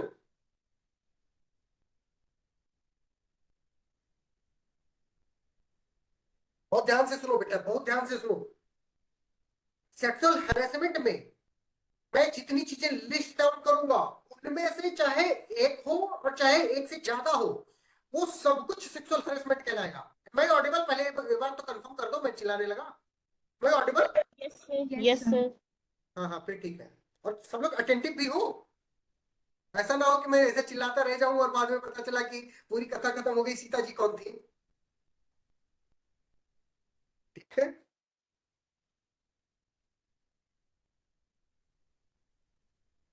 तो हम लोग हाँ, तो जितनी भी चीजें बेटा मैं पांच पांच छह चीजें जो लिस्ट डाउन करूंगा उनमें से अगर कोई भी एक चीज हुई होगी तो भी सेक्सुअल हैरेसमेंट है, अगर दो दो या तीन चीजें या पांचों चीजें इकट्ठे हुई होंगी तो भी सेक्सुअल हैरेसमेंट है, चाहे वो डायरेक्टली हुई होंगी तब भी सेक्सुअल हैरेसमेंट है, चाहे वो इनडायरेक्टली बाई इंप्लीकेशन हुई होगी तब भी सेक्सुअल हैरेसमेंट है, ठीक है। तो सेक्सुअल हैरेसमेंट इंक्लूड्स एनीवन और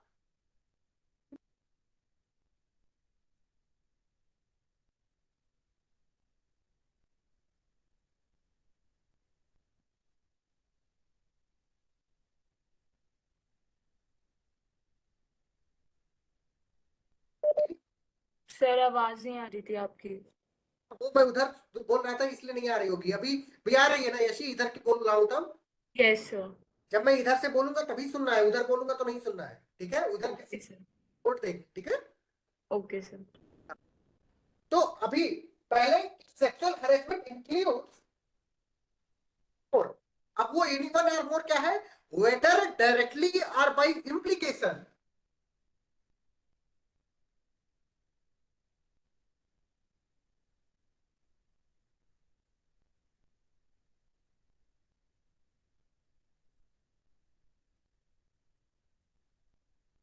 इंप्लीकेशन का मतलब होता है बेटा क्या क्या होता है, इंप्लीकेशन का मतलब होता है डायरेक्टली का मतलब तो डायरेक्टली, इंप्लीकेशन मतलब इनडायरेक्ट, इंप्लीकेशन का मतलब इनडायरेक्टली। क्या क्या हुआ हो बेटा इसमें? Number one physical contact or advance,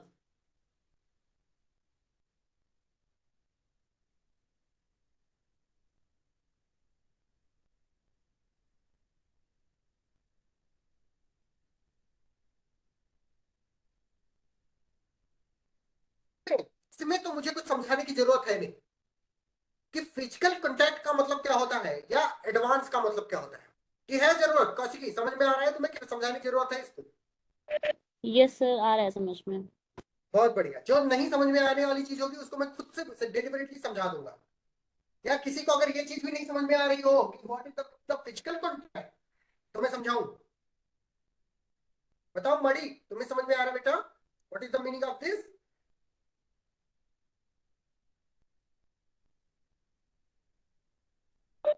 हाँ सर, आ रहा है। बहुत बढ़िया। नंबर टू, अ डिमांड और request for sexual favour.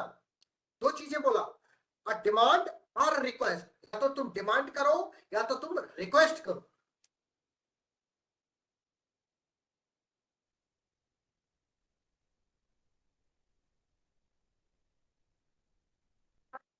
Demand या रिक्वेस्ट हो रही हो, किस चीज के लिए हो रही है? For sexual favour.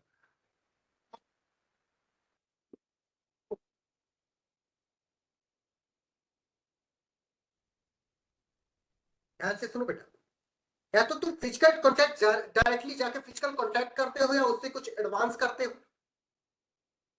उसको अनकंफर्ट, उस लड़की को, उस विमेन को अनकंफर्टेबल फील कराते हो।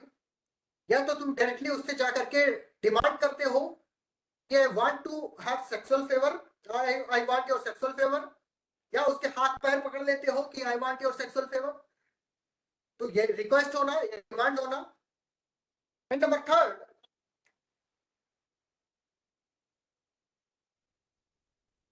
मेकिंग। ध्यान से सुनो बेटा, बहुत इंपॉर्टेंट बात है ये वाली। Making sexually coloured remark. Making coloured remark.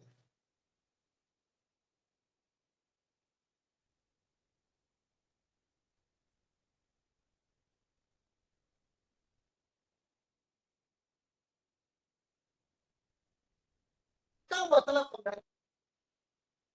क्या रहा है कौशिकी तुम्हें? क्या मतलब है? मतलब कोई ऐसा, कोई इशारा ऐसा करना या फिर जो कि मेकिंग सेक्सुअली कमिट, मैं समझा नहीं पा रही हूँ लेकिन ऐसे ही कुछ। तुम समझाओ निहारिका, तुम बताओ क्या समझ में आ रहा है तुम्हें? सर ऐसे रिमार्क्स जो डायरेक्टली इसको पॉइंट नहीं कर रहे हो बट इनडायरेक्टली मतलब डबल मीनिंग टाइप के बातें हैं जो फिर बोलो तो उनका यही मतलब है। बहुत बढ़िया, बहुत बढ़िया। जैसे जैसे मैं आपको कुछ एग्जांपल बताता हूँ, आप बताना। मैं बोलूंगा, सेंटेंस बोलूंगा, आप बताना कि क्या वो सेक्सुअली कलर्ड रिमार्क है कि नहीं है। कौशिकी, पहला नंबर तुम बताना। अगर कोई एक विमेन है, वो कोई किसी ऑफिस में किसी वर्क प्लेस पर काम कर रही है, कौशिकी माइक ऑन करो बेटा। हाँ सर। उसको उसका बॉस या उसका कलीग आकर के कहता है कि your husband must be very lucky. कैसा सेक्सुअली कलर्ड रिमार्क है कि नहीं है? वो सुनाई नहीं दिया उसके बाद। योर हस्बैंड, इतना सुनाई हाँ पड़ा। हाँ। हाँ हाँ। Must be very lucky. नहीं ये तो नहीं है, सेक्सुअली कलर्ड रिमार्क नहीं है ये। पता नहीं मतलब, ये तो नहीं होगा। वो तारीफ भी कर सकते हैं अगर उसको अच्छे सेंस में लेते हैं तो। ठीक, चलो दूसरा दूसरा। हम्म। कौशिकी तुमसे ही दूसरा ये वाला भी ठीक है सर। क्वेश्चन। अगर मान लो कि कोई एक बॉस है या कलीग है मेल, और एक फीमेल कलीग को कहता है हम्म। कि इफ ध्यान से सुनो, अंग्रेजी में बोल रहा हूँ, फिर हिंदी में ठीक ठीक। बोलूंगा इस चीज को। इफ ठीक है। यू स्माइल मोर, हाँ हाँ। Might get promoted faster. क्या माइट गेट, क्या? Might get promoted faster. अच्छा हाँ, ये हो सकता है। अरे सर आपकी आवाज बहुत ब्रेक हो रही है ना, समझ नहीं आ रहा है तो क्या करूं मैं। और कोई है जिसको मेरी आवाज क्लियर सुनाई पड़ रही है? कोई है जिसको मेरी आवाज क्लियर सुनाई पड़ रही है?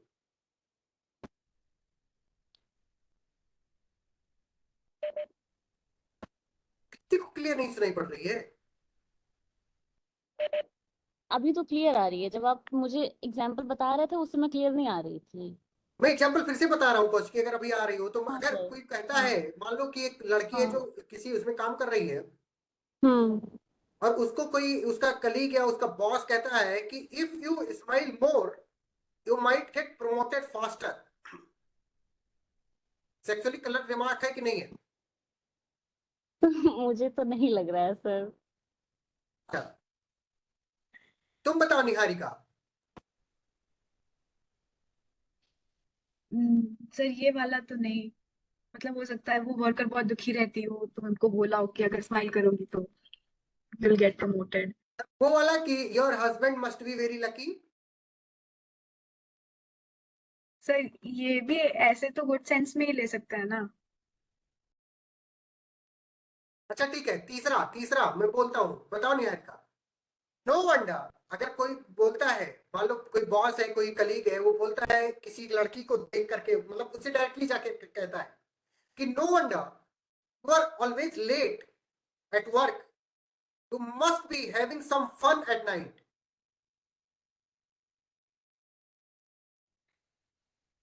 Is it sexually coloured remark और नॉट?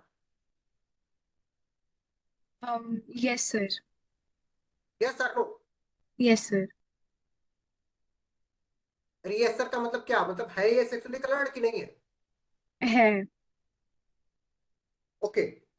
तीसरा, दूसरा तुमसे पूछता हूं, अगर कोई लड़की है जिसको जिसके ऊपर कमेंट करते हुए उसका कलीग कहता है कि you know how to get work done, you have your own ways, तुम्हारा अपना रास्ता है, तुम काम करवा लोगी, मुझे पता है। अगर कोई मान लो कलीग है, वो एक किसी लड़की से कह रहा है कि मुझे पता है कि तुम अपने रास्ते से अपने तरीके से काम करवा लोगी, ये सेक्सुअली कलर्ड रिमार्क है कि नहीं है? Yes sir. क्या यस सर है कि है नहीं है, है ये बताओ। है। बेटा अभी तक मैंने जितने भी एग्जाम्पल दिए वो सब सेक्सुअली कलर्ड रिमार्क के हैं। अगर कोई कहता है किसी औरत को कि your husband must be very lucky, इसका मतलब उस लड़की को बताना चाह रहा है, उस लड़की को बताना चाह रहा है कि यू आर, मतलब जो भी उसको कह लो, हॉट कोल्ड, ठंडा गर्म, जो भी कहना चाहो कह लो, वो बताना चाह रहा है कि मतलब मैं भी लकी होना चाहता हूं, तुम्हारा हस्बैंड बहुत लकी है, मैं भी लकी होना चाहता हूं। ठीक है, this is sexually coloured remark. Number two, अगर कह रहा है कि no wonder you are always late, must be having some fun at night, इसका मतलब मुझे पता है, मैं हिंदी में ये चीज बता रहा हूँ, इसी चीजें तो मैं हिंदी में बोल रहा हूँ, मुझे पता है कि तुम क्यों रोज लेट हो जाती हो, क्योंकि तुम रात में बहुत मतलब क्या गुलछरे उड़ाती हो। ये भी क्या है, एक सेक्सुअली कलर्ड रिमार्क है, किसी एक लड़की के कैरेक्टर पर क्वेश्चन मार्क लगाया जा रहा है। ठीक है। Number third, if you smile more you might get promoted faster, इसका मतलब वो कहना चाह रहा है कि अगर तुम बहुत ज्यादा मुस्कुराओगी, बॉस को देखोगी तो एकदम मुस्कुराओगी, बॉस पिघल जाएगा, वो वाली कहानी की हंसी तो फंसी, उस वाली कहानी पर जो बॉस होगा तुम्हारा वो प्रमोट कर देगा तुम। अगर ऐसा करके कुछ बोलता है बेटा, तो क्या हो जाएगा वो, क्या हो जाएगा वो, सेक्सुअली कलर्ड रिमार्क हो जाएगा। नंबर फोर्थ, अगर कोई कहता है कि I know, sorry you know how to get your work done, you have your own page, मतलब मुझे पता है तुम अपना काम बहुत अच्छे से करवा लोगी क्योंकि तुम्हारे अपने खुद के तरीके हैं। अरे भैया, इसमें भी वो उसके ऊपर सेक्सुअली कलर रिमार्क कर रहा है कि तुम सेक्सुअल फेवर देकर के अपना प्रमोशन करवा लोगी, तुम अपना काम करवा लोगी। ठीक है, तो all these are sexually colored remarks and they are punishable under the Sexual Harassment of Women at Workplace Prevention Prohibition Redressal Act 2013. Is it clear to all of you? तो ना समझ में आया हो कि what is the meaning of this making sexually colored remark, तो बता सकता है मुझको, किसी को भी जिसको ना समझ में आया what is the meaning of sexually colored remark, कल्पना वैश बताओ, समझ में आ गया सब कुछ?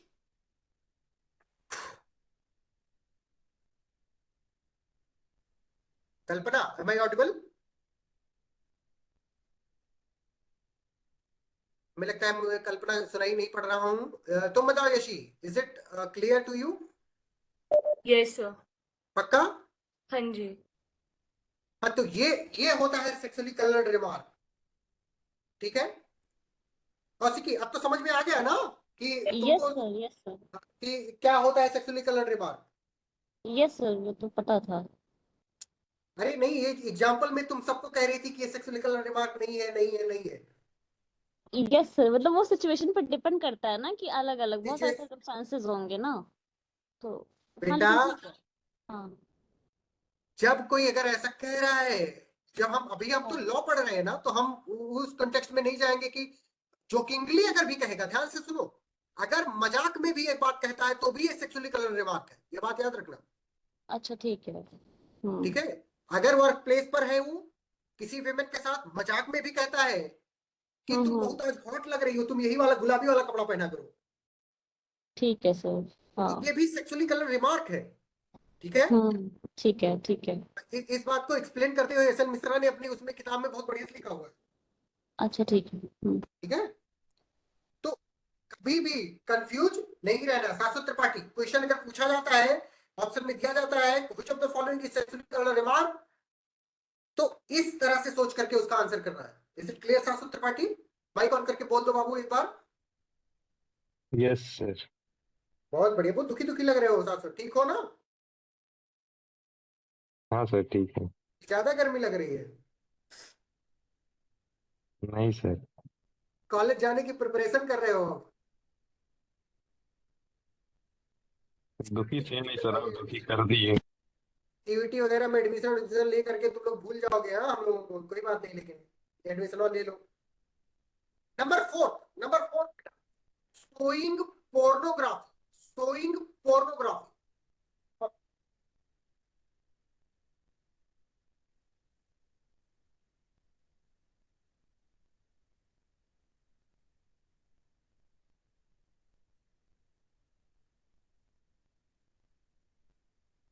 इस वाले पॉइंट में कुछ भी समझाने की जरूरत नहीं है, सबको समझ में आता है।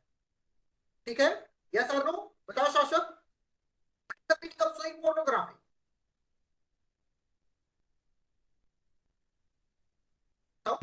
Yes sir, yes. क्या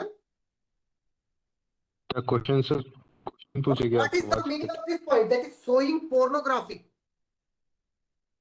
सर कुछ भी ऐसी फोटोज वीडियोज इमेजेस सेंड करना या फिर दिखाना भी हो जाएगा। बिल्कुल, बिना बिना उस औरत के, बिना उस लड़की के मर्जी के, अगर तुम उसको पोर्नोग्राफिक या न्यूड फोटोज या कुछ भी ऐसे सेक्सुअली एक्सप्लिसिट कंटेंट दिखा रहे हो, this is called showing pornography and this comes within the purview of sexual harassment.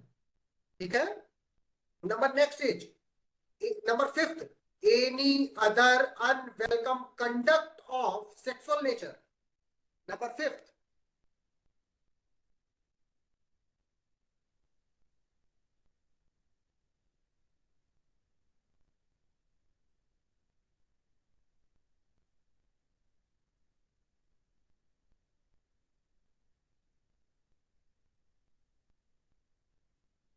इस एनी अदर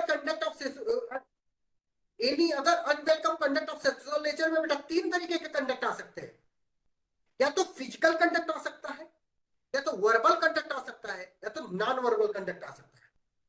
ठीक है, इस चीज को मैं थोड़ा ऊपर लिखता हूं, थोड़ा ऊपर लिखता हूं।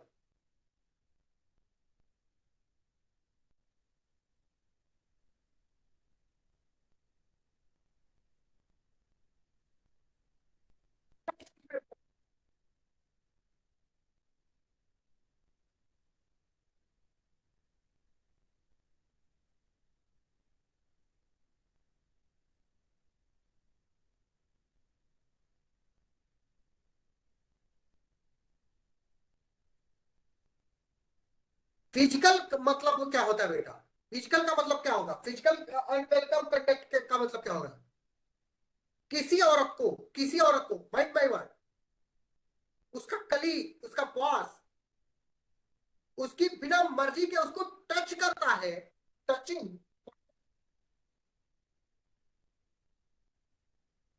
टचिंग,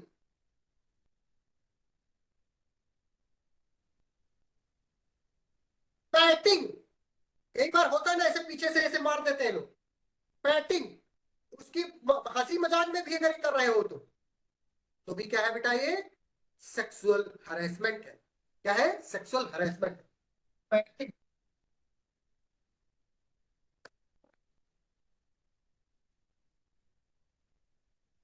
पिंचिंग मतलब चुटकी काट ले रहे हो, तो भी क्या है बेटा ये? Sexual harassment. Brushing against body,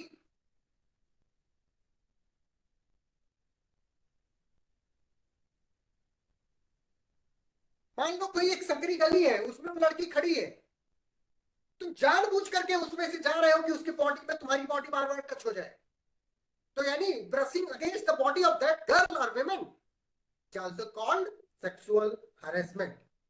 ठीक है?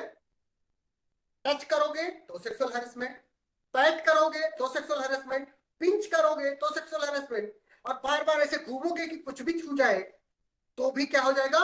सेक्सुअल हरेसमेंट हो जाएगा। ठीक है? या तो अटेम्प्ट करोगे और या सेक्सुअल हरेसमेंट का। नंबर 2 अटेम्प्टेड और एक्चुअल सेक्सुअल हरेसमेंट।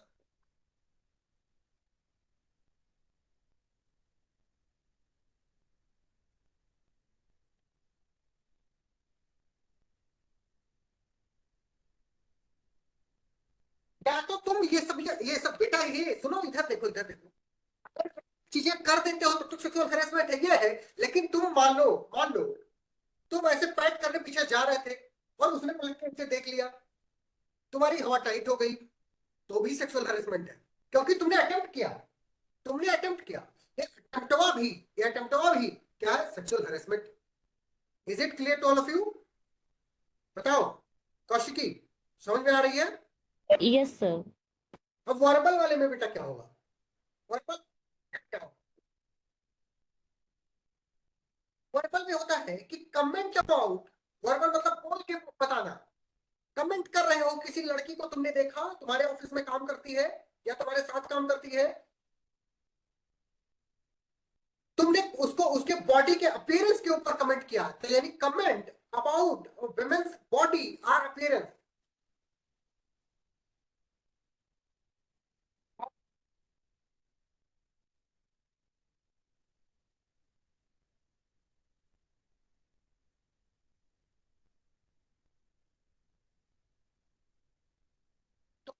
बताया, तुमने उसको देखा और कहा आज तुम बहुत हॉट लग रही है। This is sexual harassment. This is sexual harassment. वो तुमको दिखाने के लिए पहन कर नहीं आई थी, वो तुमको दिखाने के लिए जीरो फिगर नहीं बना रखी है, वो अपने लिए बना के रखी हुई है या अपने चाहने वालों के लिए बना कर रखी होगी। तुम कौन होते हो उसके ऊपर कमेंट करने वाले? अगर तुम करते हो तो बेटा वो क्या है? Sexual harassment. Is it clear Niharika? समझ में आ रहा है बाबू तुमको? What is the meaning of verbal? Yes sir. अगर किसी भी विमेन के खिलाफ तुम कोई भी कमेंट करते हो, उसकी अपीयरेंस को लेकर के, उसकी बॉडी को लेकर के, तो क्या हो जाएगा बेटा? ये सेक्सुअल हैरेसमेंट हो जाएगा। Now moving to the non verbal. Non verbal में क्या आता है? रिपीटेड स्टीयरिंग, उसको घूर रहे हो, जैसा लगता है खा जाओगे अगर अकेले मिल जाए तो। रिपीटेड स्टीयरिंग,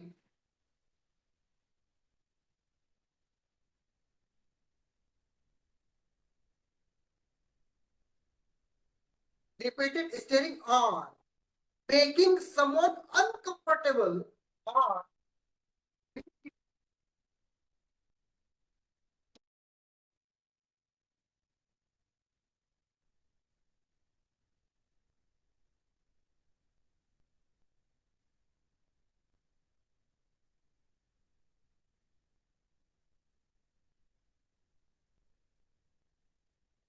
नॉन वर्बल में आता है। तुम बॉडी लैंग्वेज ही बेटा ऐसी बना करके बैठे हो, लड़की सामने जो बैठी है या जो कुछ भी तुम्हारे ऑफिस में काम करने वाली लड़कियां, वो अनकंफर्टेबल हो जा रही है उस चीज से। या कोई लड़की अपना काम कर रही है, तुम उसको घूरे जा रहे हो ऐसे कि तेरे चेहरे से नजर नहीं हटती, नजारे हम क्या देखें। भैया अगर ये तुम करोगे ना कि तेरे चेहरे से नजर नहीं हटती, नजारे हम क्या देखें, तो ये सेक्सुअल हैरेसमेंट हो जाएगा। ठीक है? और ये नॉन वर्बल वाली कैटेगरी में है। Is it clear? Kalpana, Yashi तुम बताओ, यस सर। समझ में आ गया ना कल्पना सब चीज एकदम पांचों चीज? Yes sir. तो बेटा ये बहुत इंपॉर्टेंट बात है, आपसे पूछा जाएगा कि what which of the following is sexual harassment, तो आपको सब मार्क कर देना, सब सेक्सुअल हैरेसमेंट होता है, ठीक है? बताओ कौशिकी, समझ में आ गया?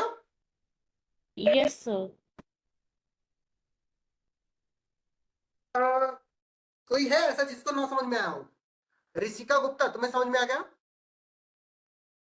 उफ, निहारिका निगम, यस सर। चांदनी,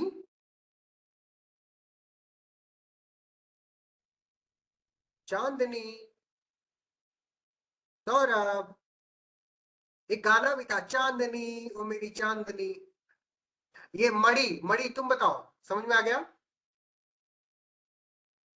बोल के बताओ, बोल के बताओ, जो लोग बोल सकते हैं, लाइब्रेरी वगैरह में नहीं है तो। कल्पना को तो आ ही गया, यशी तुम बताओ।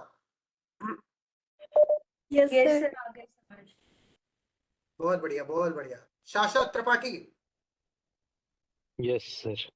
कुछ भी बचना नहीं चाहिए, नहीं चाहिए भाई, सब समझ आ जाना चाहिए एकदम मजे मजे में। हाँ, सेक्सुअल हैरेसमेंट कोई दूसरा करे, रट हम लेंगे कि कैसे होता है, ठीक है? और हमें अगर पता होगा तो हम कभी करेंगे नहीं, ठीक है? आप लोग अभी कल को बॉस बन के जाओगे जब कहीं पर भी, ठीक है, तो मत करने लगना। लड़के तो खैर बैठे ही हैं, लड़कियां किसका सेक्सुअल हैरेसमेंट करेंगी? लड़के तो खाली दो ही है, लेकिन आजकल लड़कियां भी करने लगी हैं सेक्सुअल हैरेसमेंट। क्या कहती हो कौशिकी? हाँ सर, सही बात है। लेकिन इस एक्ट में लड़की को कवर नहीं किया गया है, लड़की सिर्फ विक्टिम हो सकती है, ठीक है? ये याद रखना, इसीलिए ये वाली बात पूछा हूं। इस एक्ट में सिर्फ मेल कर सकता है सेक्सुअल हैरेसमेंट, फीमेल नहीं कर सकती है, ठीक है? ये याद रखना। हम आगे बढ़ जाते हैं, अपने कुछ कुछ और डिफिनेशन बची हैं जिनको हम देख लेते हैं जल्दी से, और फिर आज की क्लास।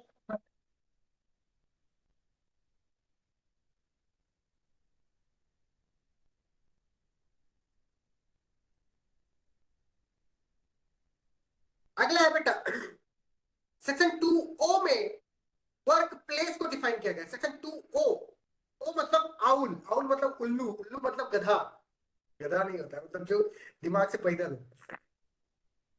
सेक्शन 2O में वर्क प्लेस डिफाइन किया गया है।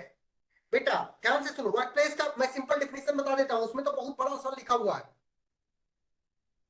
सेक्शन 2O में वर्क प्लेस डिफाइंड है, और उसका मतलब होता है सारी चीजें, सारी चीजें जहां पर भी कोई भी काम होता हो वो वर्क प्लेस। तुम्हारा घर भी, तुम्हारा घर भी तुम्हारे डोमेस्टिक वर्कर के लिए वर्क प्लेस। तुम जिस ऑफिस में काम करने जाओगे वो वर्क प्लेस। तुम्हारे तुम्हारे मम्मी जिस ऑफिस में काम करने जाती होंगी वो वर्क प्लेस है। तुम्हारी बहन जिसमें काम करने जाती होगी वो वर्क प्लेस है। समझ रहे हो? तो वर्क प्लेस मतलब सब कुछ, सब कुछ आ जाता है जहां पर भी काम होता है, बस इतना जानो, कुछ भी कोई एक्सेप्शन नहीं है, ठीक है? नेक्स्ट डेफिनेशन इस सेक्शन 2P में डिफाइंड है, सेक्टर की, अनऑर्गेनाइज्ड सेक्टर की। ये डिफिनेशन बहुत इंपॉर्टेंट है और इसलिए इसको हम अलग से पढ़ेंगे। तो अनऑर्गेनाइज्ड सेक्टर में बेटा क्या आता है, इस चीज को लिखो जरा, section 2P।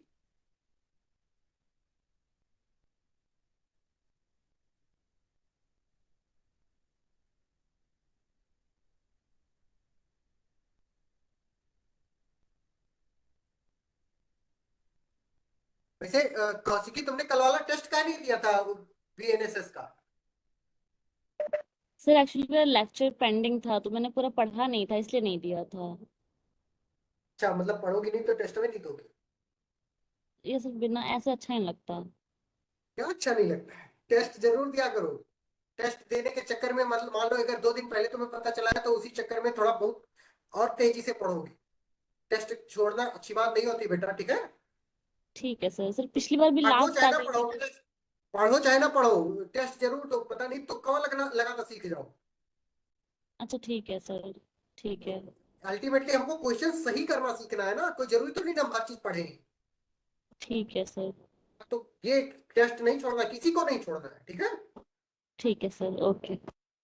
Sector, unorganised sector बेटा क्या होता है, जिसमें लेस देन 10 वर्कर काम करते हैं।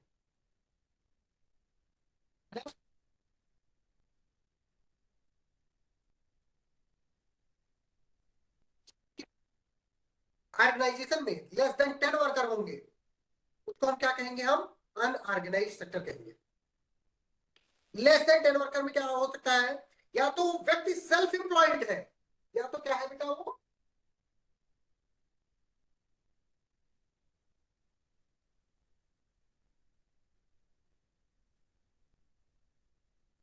हम लोग हैं लीगल नैरेटिव वाले, सेल्फ एम्प्लॉयड है, ठीक है। ये सेल्फ एम्प्लॉयड व्यक्ति क्या कर सकता है, गुड्स बेच सकता है या सर्विसेज बेच सकता है।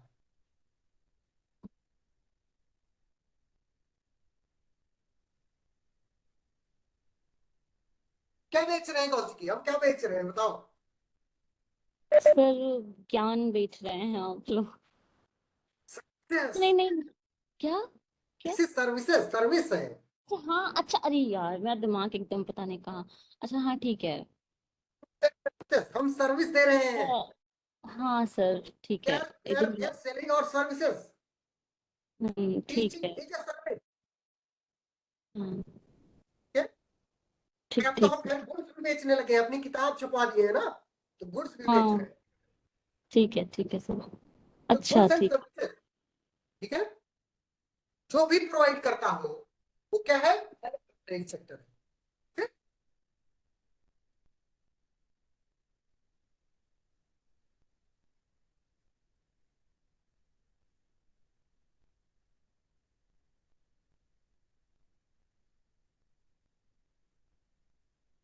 कोई भी सेक्टर जिसमें लेस देन 10 वर्कर हो, या तो व्यक्ति खुद सेल्फ एम्प्लॉयड हो,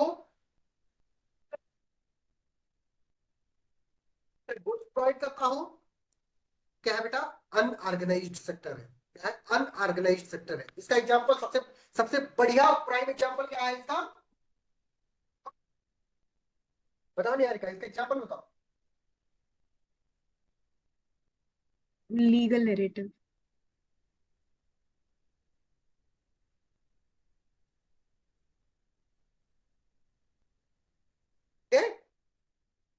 अनऑर्गेनाइज्ड सेक्टर है।